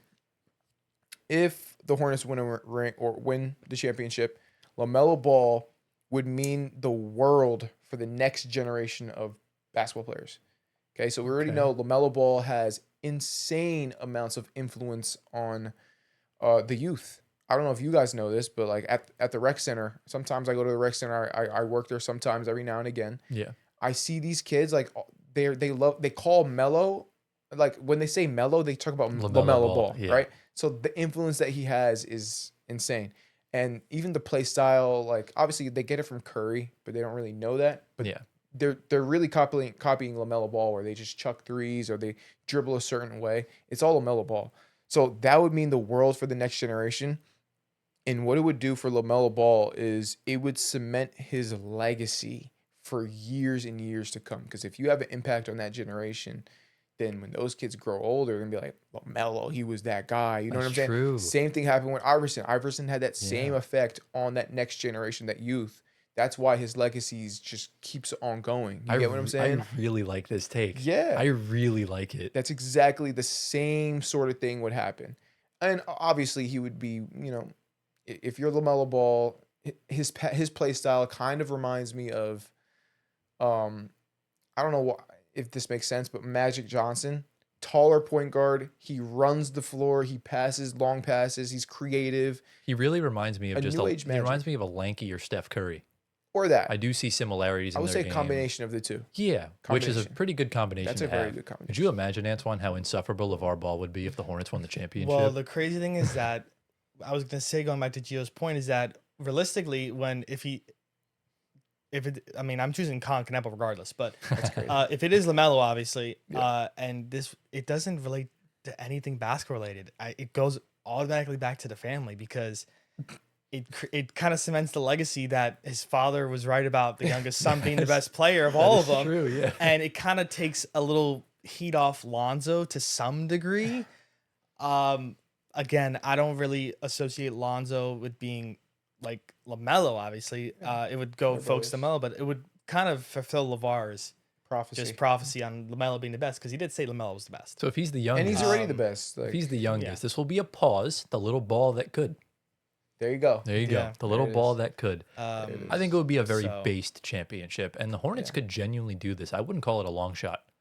I think it's a long shot, bro. They still got to get through the Celtics, Pistons, and then they got to beat the Western. I mean, they beat the Thunder Conference. this year, so it's definitely on the cards. Okay. Remember, Alright, we'll the see. Heat got to the finals as an 8 seed and They won did. a game, and I think this Hornets team is better. They are. So not so bad, Giovanni. They got to stay hot though. Exactly. Yeah. All right, should I get to my next team? Yes. Let's talk of one. Do we want to keep talking about long shots? Go for it. Let's go to the Atlanta Hawks. Not a long shot to me, Yeah. but it's a long shot to the general basis of NBA media. Yeah. First of all, this would be egregiously bad for Trae Young. If Mm. Jalen Johnson goes and wins a championship, Trae Young's legacy and Cooked. reputation is going to absolutely fall off a cliff, Cooked. unless he can still reclaim himself with AD in Washington. Now, with Jalen Johnson, we know over the past 3 years, he's been talked about as this guy that's taking a big leap. He's got star potential. He's been in the MIP conversation for God knows how long. And this year, we're finally seeing a healthy season. He's been getting triple doubles like they're going out of style. I think he's second in the league in triple doubles, third in double doubles. And he was finally named an all-star. So now he's on the map. So with the current team they have, I love the way it's constructed because it's like the Pacers, you have help from everywhere. It's not really one guy that's having a carry job where his back's hurting after every game. And with Jalen Johnson, I think if he were to win a championship, I do think he'd be a firm top 10 player in the league without even a question. Because I go back to what Becky Hammond said, Antoine, about Brunson not being too small to lead a team to a championship. When you talk about a guy like Jalen Johnson, he is the polar opposite of that. He's 6'9", 6'10", super athletic. He's a great great 3-level scorer. He's a decent defender. He's a great playmaker. He can rebound the ball. He's really built like LeBron James. I really hate to make the comparison, but I see a lot of similarities in their stature. And Jalen Johnson, if he's peaking right now at however old he is, I don't remember how old he is. I think he's in his mid-20s somewhere. If he wins a championship now with this Hawks team after getting rid of their franchise cornerstone, dude, that's insane. Yeah. Yeah. So how do we feel? Yeah, I mean, I think regardless if he wins that, for just how good he is, I mean, it's like baby Jokic because of the numbers he puts up, obviously. Yeah. So, I mean, I think he would shoot up to my top 10, no doubt. Yeah. Probably in the back end of the 10, obviously, but it's of course a start for him because I feel like you can kind of put Jalen in the same conversation as Wemby because they're both kind of gifted on both ends. So the only thing with Jalen Johnson is that he has probably 6 inches shorter for Wemby. And I love Jalen Johnson because when in that draft class, I wanted him to fall to the Knicks, and it didn't happen. And then that would have been prevented the cat trade, obviously, because they play the same position. Is he really 6'9"? Let me actually look up his height because I don't remember. So, 6'8". He is 6 foot. 6 foot. Come on, give me a height, internet. He's 6'8". Okay. Yeah, Still that's- same thing.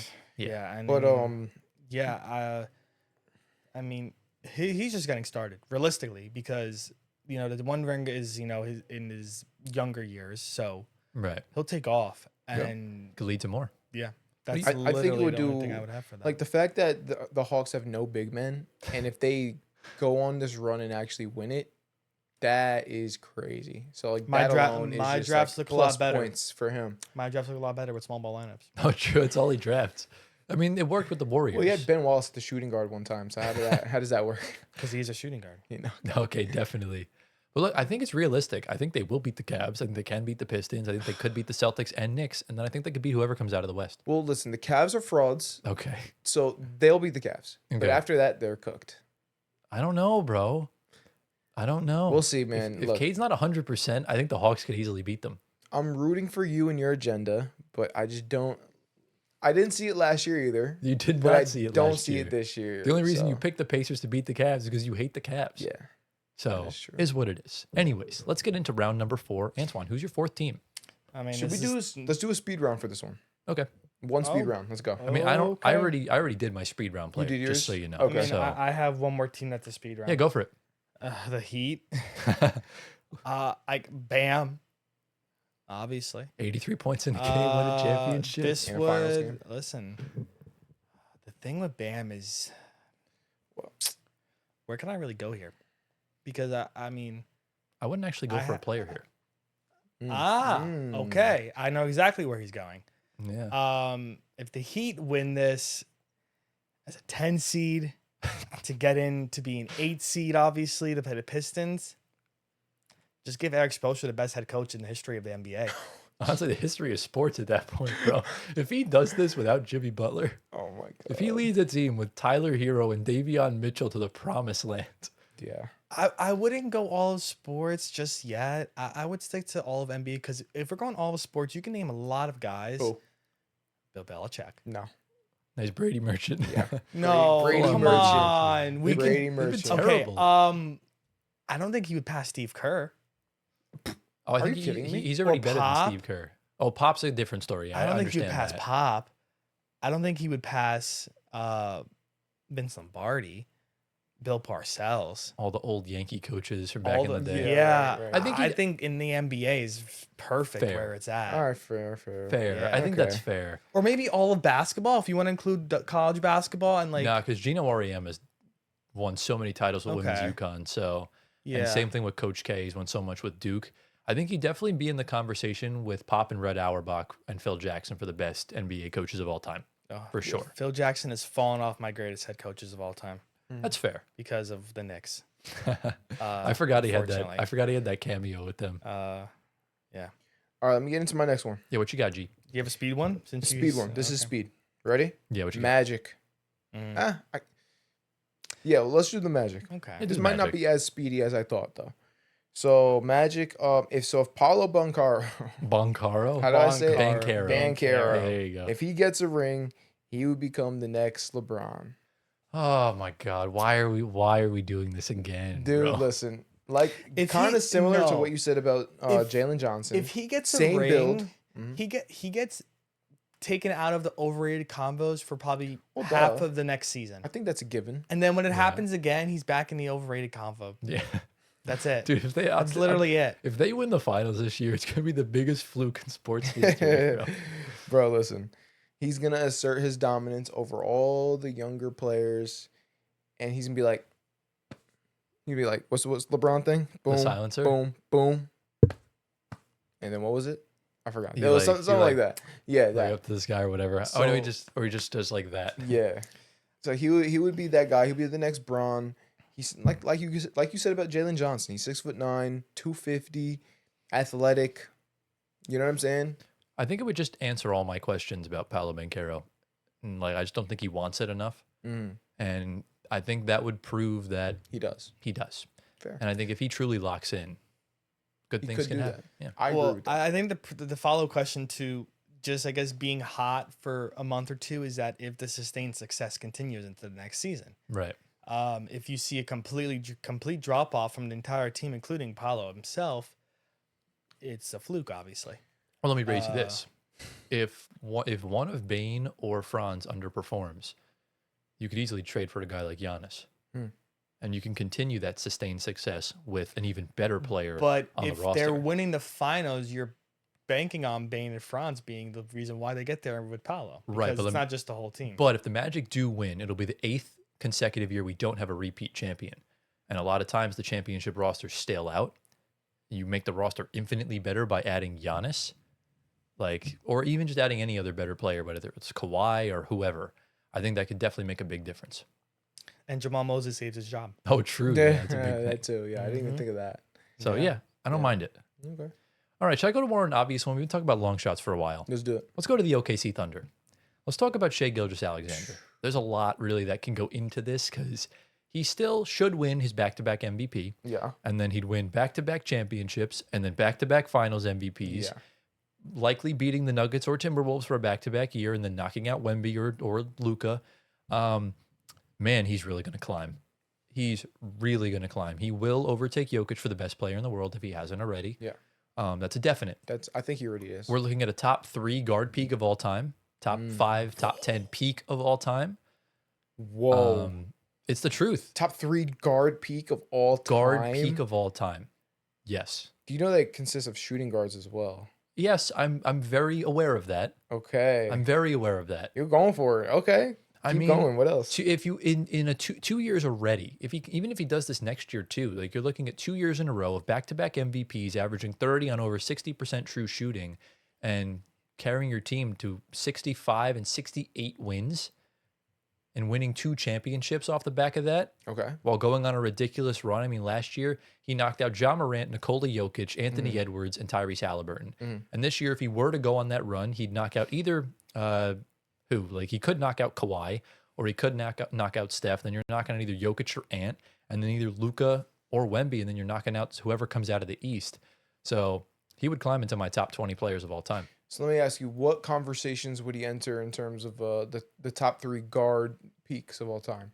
What are those conversations? Who's in there? Well, Michael Jordan Jordan, of is course. obviously in there. Steph Curry is obviously Curry. in there from like 2015 to 2017, Got it. that ridiculous run. Kobe Bryant's had some really good Kobe. peak years as well. Allen Iverson had a Magic. peak. Wade. Magic, Wade. Those are really like the main ones because obviously Russ and Chris Paul had really good peaks themselves, but they don't have championships. Right. So that's kind of Harden's. what knocks them back. Harden doesn't Same have a thing. championship. Right. Yeah. So I think he puts himself into those conversations. And remember, it's Yeah. only year 2 of this peak. He can continue to do more next year. He's just such a good position, He's bro. just he's got an incredible team around taking him. full advantage of it. They've and got cap credit to him. flexibility. They have a great coach, Yeah. and he's just super efficient. Yeah. I can't hate the guy I anymore. can't hate. just can't. I can't. He has earned my respect forever. Same. So shout out to Shea. Yeah. All right, we have a few rounds left. Antoine, who's your next team? I guess we'll just follow what we were just talking about with Harden. Let's go to the Cavs. Ooh, So I mean, I'm definitely choosing Harden. yeah, you should. Really? Okay. He has the most historical implications of this. yeah, you know what? You're right. Yeah. Curious. You to should see go what he Evan says. Mobley or not. Yeah, no, you should definitely go Jalen If Tyson. Harden finally gets his first ring, Yes. he will shoot up. Very high. I think He was in my top 30. he was in my top 30 as well. I would put him in my top 15. Whoa. I So he's mean, Kawhi level. Okay. I Yeah, mean- according. Okay. I don't hate that at all. I would put top 15. Emphasis on the 15, probably on the back end of it, yeah. but it's scraping into maybe 15. And I won't go higher than 15. It's quite high. So Yeah. who's in that teens area? That's like Dirk, Kevin Garnett, Kevin Durant. Moses Malone, Kevin Durant. Well, listen, Jokic is kind of in there a little but bit. You gotta Harden with a championship and an MVP. You gotta put He's on the above same Giannis? level of. Absolutely. Really? I would put above Giannis. Yeah, Literally, I wanted Yeah. like if Harden has a championship, like there's not one player in NBA history that would benefit more from a championship than Then James Harden. I He feel That's like fair. shoot up I so feel like high. you That's fair. forget how the peak Harden at Houston was. He's and, averaging I don't forget. 40. and I didn't like forget. even I mean you can kind of scrap the Nets and Sixers days a little bit, But here's the thing, and though. come back to just the Renaissance. Doesn't that championship mean less because he's not the same player he was in Houston? No, He's still good. it No. means a lot more Why? because the chances he had to win a championship couldn't formulate because of A, injuries, and B, the greatest team God ever created. So he should like if the Warriors didn't have that stacked roster, Harden probably would have a championship or 2 by now. But unfortunately, you went up against the Golden State Warriors every single time.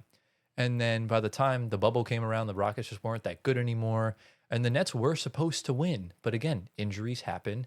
You go to Philly, injuries happen. And then the Clippers have never made the finals. So I don't know what he expected really. But to get the Cavs their first ring without LeBron, that's got weight. I think But that- it's in a very weak, or not very, but just a weak Eastern Conference. but if you beat the Thunder, who cares? Right. That's Okay. really what's I important like it. here. Yeah, and I like it. and Harden on the back end of his career to do that too. I say top 20 though. I say top 20. Because remember, we don't talk about the longevity enough with James Harden, and we don't talk about his adaptability to certain systems because he is the system. You know what? I take everything I said. Top 15 sounds about right. Yeah. I agree. Is he better than Kawhi?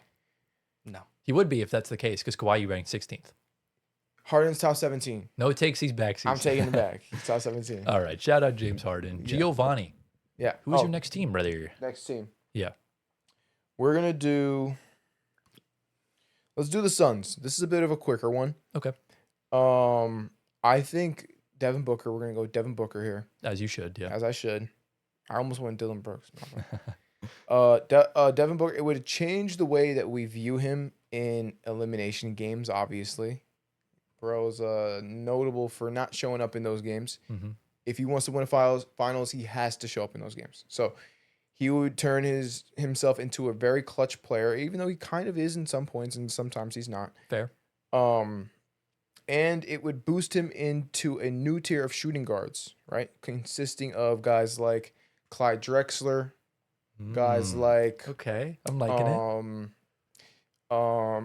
give me some other shooting guards. And that like Even James Harden, Allen Iverson, Allen Iverson, maybe even Dwayne Wade, not quite not there there. yet. Dwayne has but you get what I'm has saying. multiple championships Yeah. and a Finals MVP. Yeah. But I Yeah. mean, he would win it if it was him. Yes. Look, But he's kind of like that next, like, from Kobe's tree of like shooting guards that match his play style. Yeah. He's kind of like that next guy up. So well, the shooting guard is notoriously the weakest position in NBA history. A lot of the high-ranked guys are either point guards, centers, or forwards. yeah. So there's a lot of room to make up here. Yeah. He might not even need to play in elimination games if the Suns just sweep everybody. Yeah. So that could be a plus. That is But true. as a It's seven, definitely not happening. as though. a 7 seed, you're going to need to lock in against the Clippers, and then you're going to have to beat Wemby. So have fun with that. Yeah.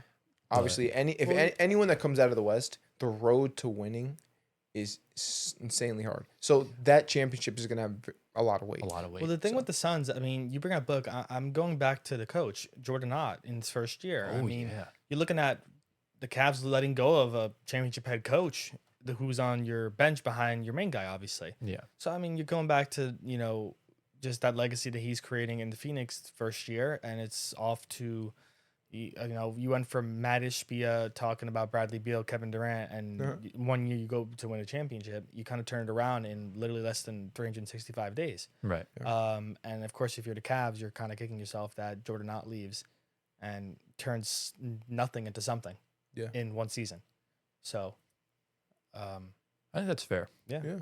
But Devin Booker is still in that, of course, because, All right, should I get into my next team? Get into it. I think we're about to wake Antoine up here.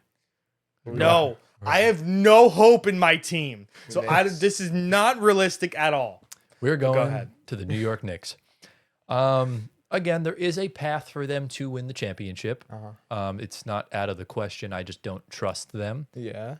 And obviously, we're talking about it's Jalen Brunson, obviously. Look, like I said, I said it earlier about Becky Hammond, talking about how Jalen Brunson is too small to lead his team to a championship. Yeah. He would be the little engine that could. Yeah. He'd be in very rare company to win 2 NCAA championships and an NBA championship. So instant Hall of Famer right off the bat. As far as a basketball perspective goes, that's a given. He'd have a Finals MVP and a Most Outstanding Player in the Final Four in 2018. Yeah. So we got that clear. We're good. Oh, for sure. Okay. The Knicks are a very historic team with plastic history because they really don't have their GOAT is up for debate. You should have a clear GOAT. Well, it's Walt Frazier, I would say, right? People say Walt Frazier. Newer age people say Carmelo Anthony. true. People say Patrick Ewing. That's true. So Jalen Brunson would, without a doubt, become the greatest Knick of all time. Yeah. We're not even debating. But the buck does not stop there. Because if there's one fan base in sports history that is the perfect combination of passionate and delusional, it is the New York Knicks fan base. And if they win a championship this year, Jalen Brunson will have a statue outside Madison Square Garden. You think or so? whatever's left of New York City. Is there even a statue outside of there? No, right? I don't know. No. But Jalen Brunson will have a statue. He will Okay. be God to Knicks fans. More than he already is. Yeah, I know, right? Everyone already loves him. I mean, he sacrificed a lot for the team, though. He took a right? $113 million pay cut There for you this go. roster. Yeah, That's a but lot. look at where it's gotten them realistically. Well, he tried. No, he really didn't. Listen, as of late, I have lost all hope in their run for a championship. That 48-28 record looks nice on paper, but in actuality, the majority of those 48-point wins are from teams that are on the bottom barrel of our Eastern Conference. Yeah. They completely got shackled by the Thunder and Rockets in 2 games in a row, and still cannot be the team over 500 comfortably to this day. Again, That's not true. no, that's proven, Not and I can true. pull up the. You're just an games this year. overreacting No, Knicks fan. no, because I can pull up Knicks Twitter right now, and it's the same conversation I'm having with you guys right now. All right. So Can confirm. He's I telling the truth. I don't want to hear that. And again, going into if we get knocked out in the first round, I will be happy. What? No, I will be don't happy. lose to the Raptors, bro. No, Dog. because there's got to be actual change because there's no change. I mean, and you lost in the conference know- finals and had change. So you're not going to root But for your team. I- You're gonna root for the Raptors in the first round, yeah? I mean, no, but because we crushed Fetty's the Raptors. gonna love you, man. But we crushed the Raptors, so it's kind of easy. But once we get to Celtics, same thing there. We crushed them.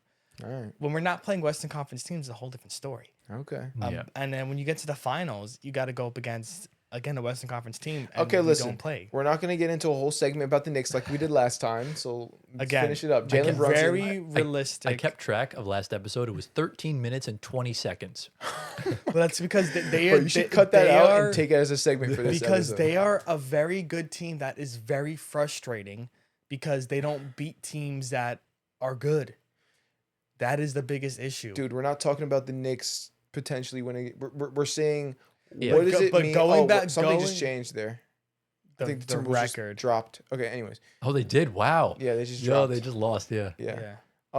It's about if they win the Yeah, championship. Yes. and what does that mean for Jalen Brunson? That's what we're talking about, bro. We're not saying what are the odds and what are we gonna do if they don't win it. Well, What would it, Dude, what would it mean stop to talking you? about that. Let me ask you that. What would it mean to you? What would it? Oh my goodness. He, what would you honestly, do? I would have to wear earplugs when we film. Oh, I would scream. You might see me in New York on a pole Hey, on yo. top of a pole, I was gonna say just something crazy. screaming my Yes. brains out. You may see the pole fall over because I'm shaking it.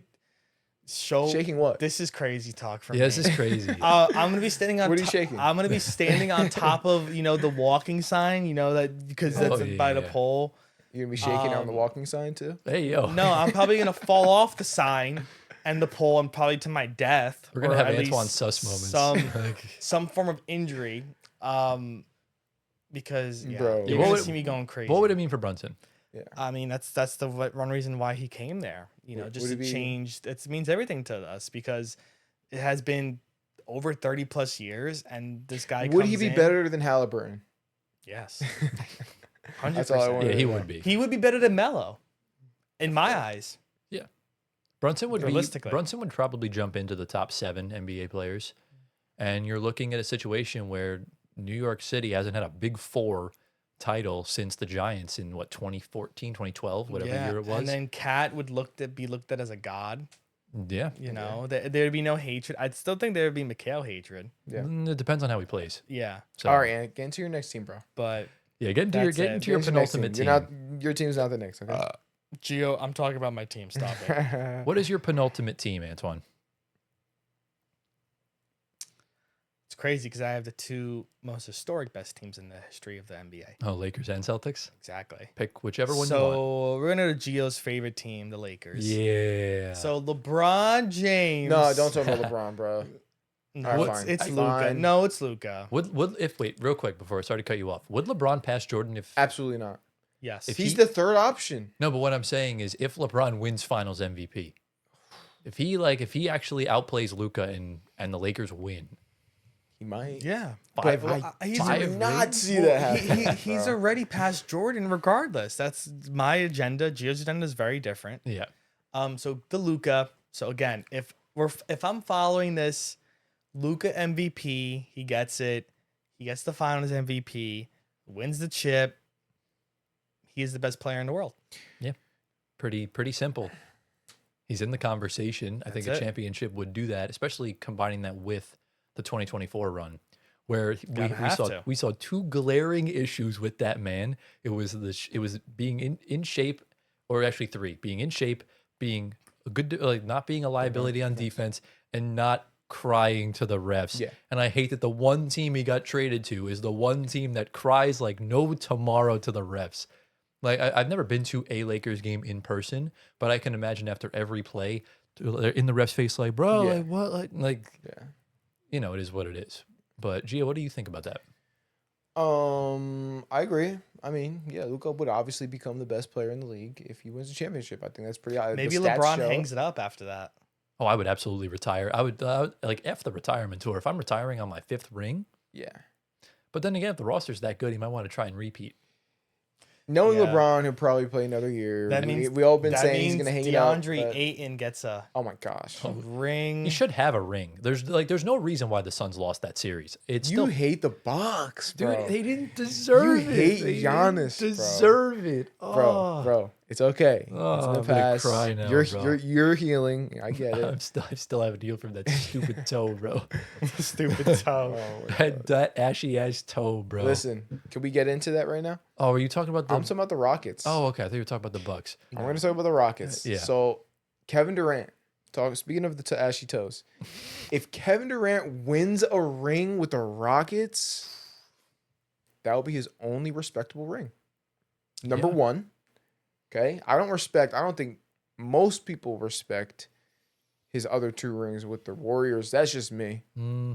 I don't. I think it's respectable. I think it's nonsense. I think, well, to me, I think what he did was shameful, but that doesn't discount the rings because they were the best team in the league. Yeah, because of what he did. Right, but he still did it. Like, it doesn't And really they were already the matter. best team in the league when he didn't do it. And then Well- he just made them the most OP team that God could assemble, like you just said Exactly, before. because they lost to the Cavs. They choked the lead.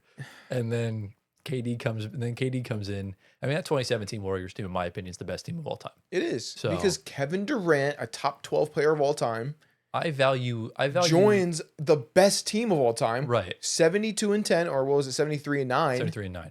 right? Like, come on, what are we doing? I don't I don't like the rings, but they're not fake. Unrespectable. That's all I'm saying. Right. I think I like, didn't say you a, didn't a like- fraud fake ring is like an injury. Like the 2021 Bucks, every team they played was injured. Oh gosh. That's what I'm saying. Bro, just heal It's the from truth, that, bro. dude. If they didn't get hurt, we were sweeping them. you play who's in front of you. Yeah. It's kind of the Yeah. cookie crumbles, but I get Gio's Yeah, point. Yeah. look, all It's I'm just saying a is that little- no one respects those rings. but Yeah. you They're got rings you nonetheless. still have to No play one the respects them. games. I get that. But Right. listen, You hear still me have to out. play the games. So this would be in my opinion, right? It's my opinion. Yeah. Kevin Durant would be, or no, this ring that he wins would be the only respectable ring. Okay. And nonetheless, if he carries this Rockets team to a chip, it would be the greatest run in NBA history. Why? Because he literally months ago was talking about how much he hated his teammates. And then he goes on to galvanize the team together, become a leader in the locker room, which is not going to happen. And he wins championship and gets finals MVP, gets these boys to play their best basketball of the year. That would be insane. Because look, the Rockets would have to go through the Nuggets. They would have to go through the Thunder Yeah. or whatever other teams, maybe even Spurs, who knows. Yeah. And then, like, come on. Like, this West is stacked. It might be the most stacked it's been in years. I feel like we say that every year, but We like do. genuinely, it's the talent in the league is crazy. Okay, and we're talking about from young players to players that have been here for years. It's stacked. So I- this ring would mean a lot. I do want to push back a little bit Okay. on that because I do think I don't think this Rockets team is. I think this Rockets team is better than bad. the '95 team. I don't. I think they have the '95 team had the better star player. All right. So you're right. This Rockets team is better. If this team played against that team, this Rockets team is winning. Right. But where I would push back on you again, the competition level in this West is insane compared to Well, can I back tell you? then. Can I tell you what that Hakeem team went through as a 6 seed? Yeah. By the way, so they opened up round 1 against a 60-win Utah Jazz team with Karl Malone and John Stockton, and they beat them in 5 games. It was best of 5 at the time in the first round. They couldn't win a series to save their lives. Well, obviously. Then in the second round, you go up against the Phoenix Suns, who went 59-23 with that that prime Barkley team. and Kevin Yeah, Johnson. exactly. And they won that in 7. So the first round was only best of 5. They won best of 7. Yeah. Then you go up against the number 1 seed in the 62-win San Antonio Spurs with What year is this? 1995. So this is this TD? I think he was in the league at this point. It was David Robinson was there, and no Tim Duncan. It was Okay. just David Robinson. Just Doc David. Rivers was actually on this team. On the Spurs? On the Okay. Spurs, yeah. This Spurs team was not that good. They if had you ask Dennis me. Rodman as well. They won 62 games, bro. What do you mean It's they were just- not that good? But your best player is... Their best player was David Robinson. They also had an aging Moses Malone as well. Oh my gosh. So they beat them. And then you go up against rookie Shaq in the finals, a Magic team that won 57 games. Like, that team was counted out so many times. know They didn't what? deserve to be there. The Okay, Rockets fair. still get talked about as a contender. That's but fair. we're not talking about the Rockets. We're talking about Kevin Durant. And again, it's like Harden. You're missing that one ring. Kind of like with Steph. You're missing that one ring on your own that can really push you forward. Yeah. And like you Yeah. said, the beef is so important here. Yeah. Because the beef is what really drives this through. Like, we're going from get off my Dickerson to get off my championship Right. in however many, like, it's going to go from get higher to get rings. Yeah. So to me, that's super duper impressive. And KD would be a top 10 player of all time. in my That's what opinion. I had here. I didn't say it. But My yeah. fault. Sorry. No, you're I good. didn't mean to steal your It's thunder. fine. It's fine. Don't Yeah. attack me. Yep. So how do you feel about that, Antoine? No, I agree with that. I think I see Joe's point, obviously, because of the Golden State days. I mean, in my eyes, you got to play the games because you just not are getting the championship from the beginning. But of course, you can make it a lot easier to get there. And when That's what you when do. the competition is severely overmatched for one side to the other, I mean, it's a cakewalk, as we say. Right. So again, Houston, the cakewalk this year is kind of not there at all because the teams are just so stacked on their end.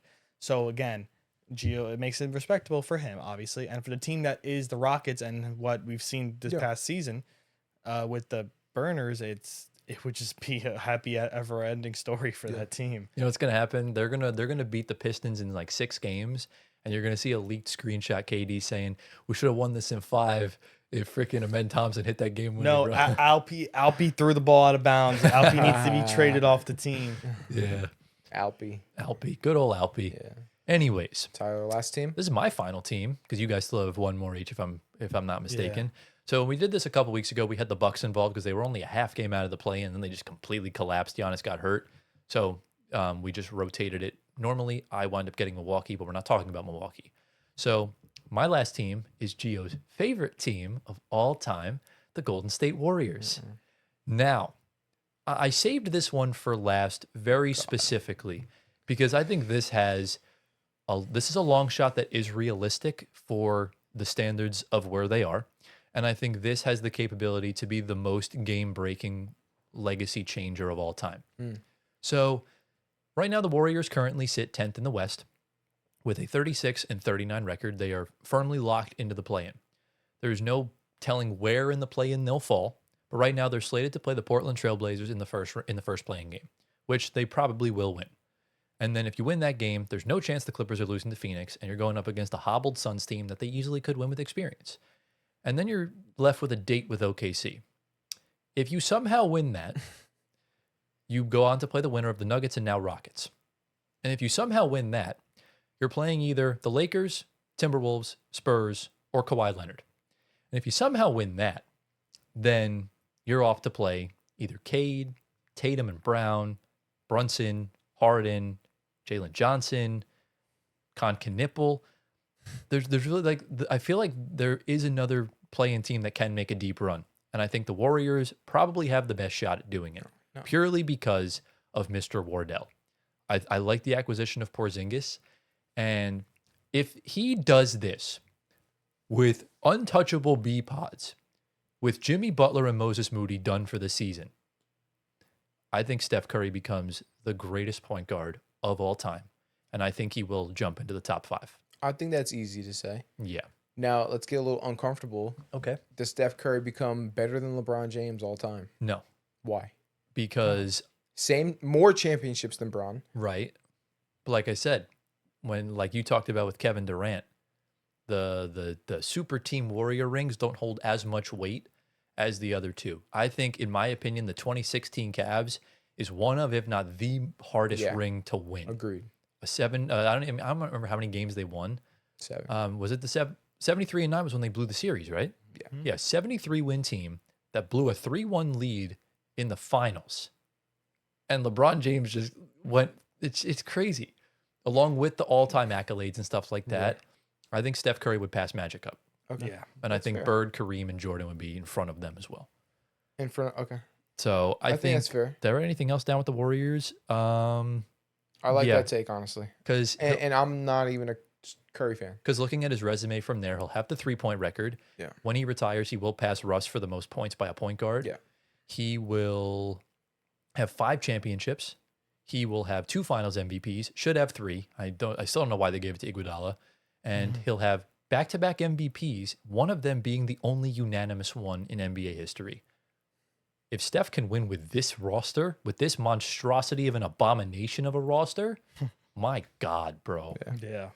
Gio would firmly become a Steph Curry fan. No, I didn't say that, but I would agree with you. He would be the best point guard of all time. He would be top 5 without a question for There's me. already people that are saying that, and it's like I understand the argument, but not quite yet. But Yeah. Yeah. I feel like there's so much like what ifs regarding Steph. Like what if KD didn't go, or what if he True. did win the Finals MVP? Very true. I feel like his Yeah. career doesn't get talked about the way it should be because When he's he just retires. he's just so good of a player. Yes. I would be so happy for Flight. He would be the most insufferable person on planet Earth, man.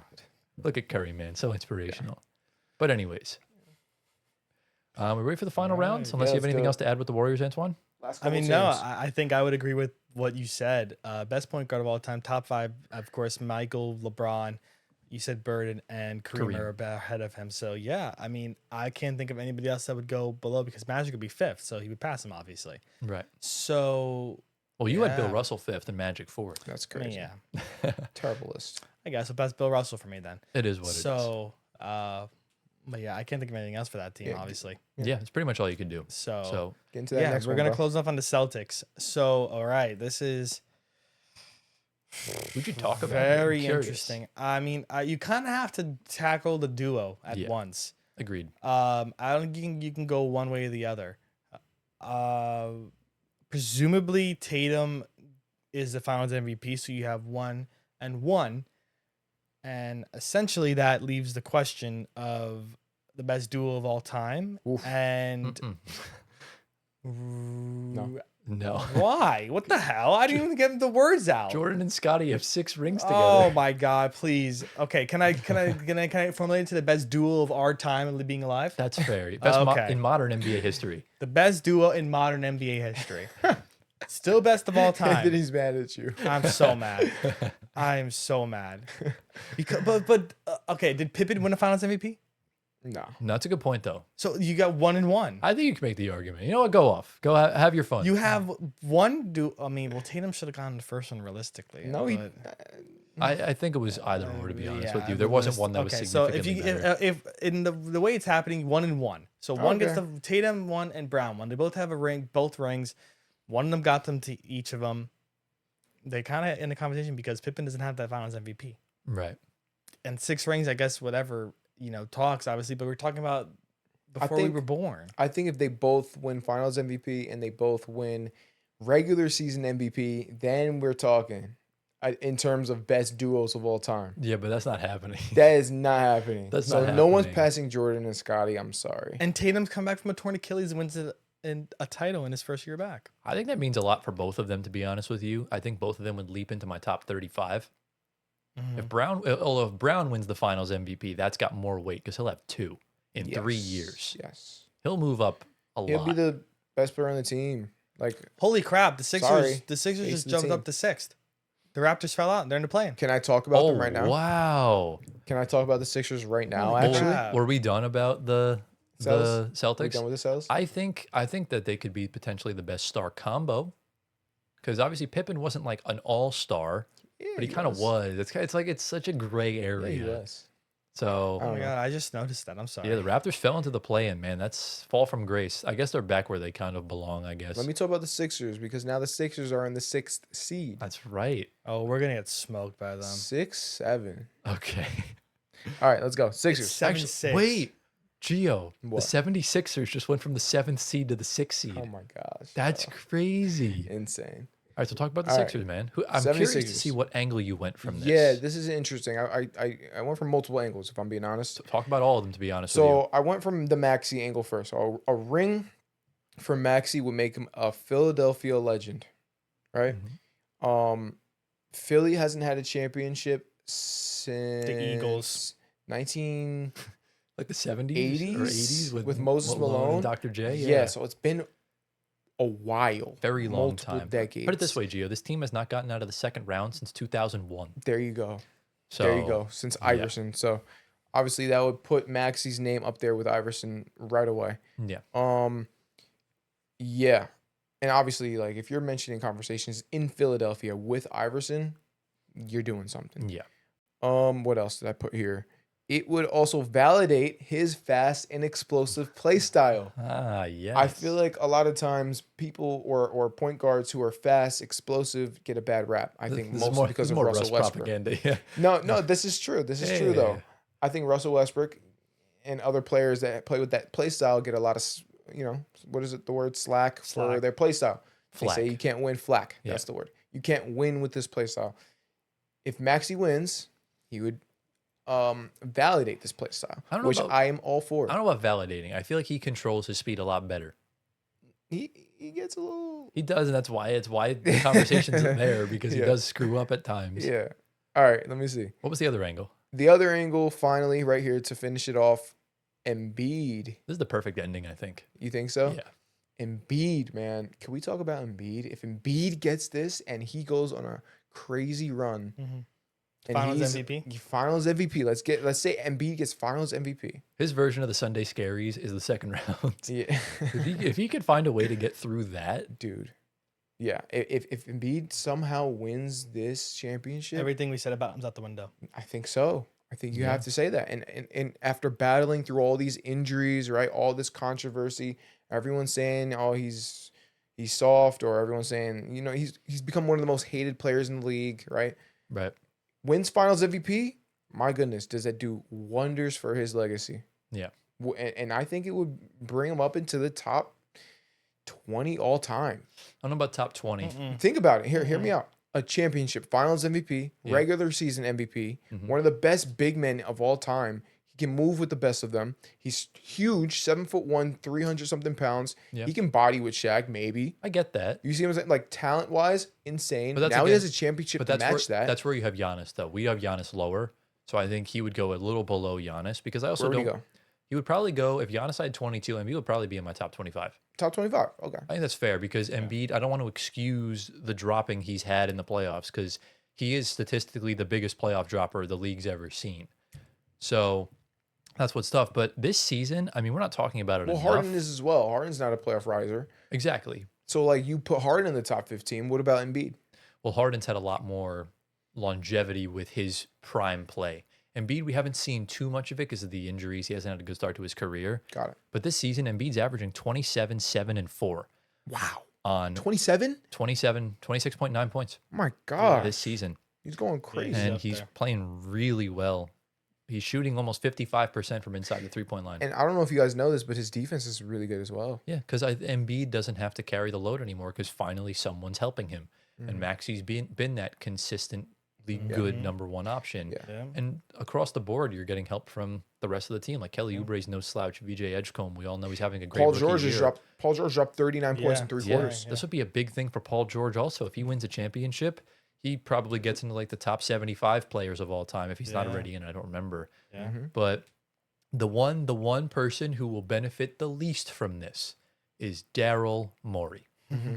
You won the Harden beef, but you robbed my sunshine of a championship. Oh, that's what I will not stand for this. That will be the only thing I'll be happy about if OKC wins it all, which they probably will, is that my sunshine will get a Why do you championship. love Jeremy Kane so much? I honestly don't know why. I feel like he just gets so much hate on social media that I Yeah. just decided to support him. That's funny. No, he's a really good player too. He's Yeah, fun he's to very watch. good. He's very good. I love the way he probes around in the paint and then Yeah. just will sometimes just pop a three out of nowhere. Yeah. Just hate that he's on the team everyone hates. But I think Embiid and Harden and Steph can benefit the most this year from a ring. And Yeah. not so bad, Giovanni. Yeah, man. And That's ladies and about it, gentlemen, bro. that concludes what a ring would mean for every NBA star. Boys, how do you think that went? I think it went smooth. I think it went pretty decently well. Yeah. Let us know down in the comments. Yeah. What would a ring mean for your favorite player on your favorite team or your best player? And do we have anything else to say before we dive into the outro? I think we're ready. And with that, ladies and gentlemen, that brings us to the end of episode number 102 of the Floor Spacer podcast. Giovanni, G of the week and word of the week. And I know you don't have a G of the week. G of the week. I'm finding it right now. You know, it's like when you're at a restaurant Yeah. and you're not looking at the menu until the moment came. That's literally It's how like, I I'm don't know feeling. what I want. Do you want to at least come up with the word of the week then while you look for the G? Oh, I found the G of the week. This is perfect. We'll put it on the screen. Who is it from, Gio? So we got this comment on one of our shorts where I actually carried Anthony in one of our shorts, and it was with the college players and all that. Oh, yeah, you did well. And so Ben Swan 94 says, "Props to Gio carrying Anthony," with clapping emojis. Let's go. So thank you, Ben. Clap it up Thank for you the guy. for noticing this, and you know, it's one of many times I've carried Anthony. So make sure to watch That's the probably the shorts. first time you ever heard that comment from your life. Yeah. I ain't gonna lie, Gio. I've barely seen any of those I know, comments. Yeah. I know. You gotta lock in, bro. You Bro, gotta listen, be there. last week I was locked, bro. You were. But what's the And word? this week. What's the word of the week? Word of the week is going to be, let's go with carrying. Why not? Carry. Let's do carry. It's easier. Carry. Carry. Carry. Carry. Something that Gio's not familiar with. Something that Antoine has to do on a daily basis. Yeah. Oh my God. All right. It's like when remember that one comment we had where Gio's like, "Let me drive the boat," and someone Yeah. commented said, "Don't let him drive the boat." Yeah. I Yeah. saw that. Yeah. If you're wondering where Gio's boat went, that exactly. So, you know, obviously we'll keep tabs on the NBA. I'm pretty sure we only have A week and a half. we only have 2 episodes left of regular season playoff content until we get to our bracket predictions. Mhm. Actually, only one. I think Mhm. next week we're Yeah, going to rank April all the 14th. playoff teams, and then the week after we're going to predict the full bracket. So Mhm. stay tuned for that. If you enjoyed today's video, be sure to drop a like, subscribe to the channel, get us to 11K by May 1st. You got just under a month to get us there. If you're on Spotify audio platforms, give us 5 stars, leave a review, answer the polls, all that good stuff. Follow our socials at Floor Spacer Pod on YouTube, Twitter, Instagram, TikTok. Personal socials are on the screen right here. See my guy Giovanni, get him to 1 million Instagram followers. Join the Discord, watch the House of Highlights videos, follow the Twitch. Big deep breath for effect. And I think that's all the housekeeping stuff we got out of the way. Boys, do we have anything else to say before we got into the outro? No, it is time, man. Steph Curry. Yeah. Yeah, let's go to sleep. Let's go to sleep. We hope you all enjoyed. Thank you all for watching. We love you all endlessly. Giovanni Squitieri just spent $2,000 on a Chris Paul signed jersey, and we will see you all next week in episode 103. Peace out. Dude, Listen, I can't even you- spend 60 on taxes, bro. You know what 2000K can get you? Connecticut Sun season tickets.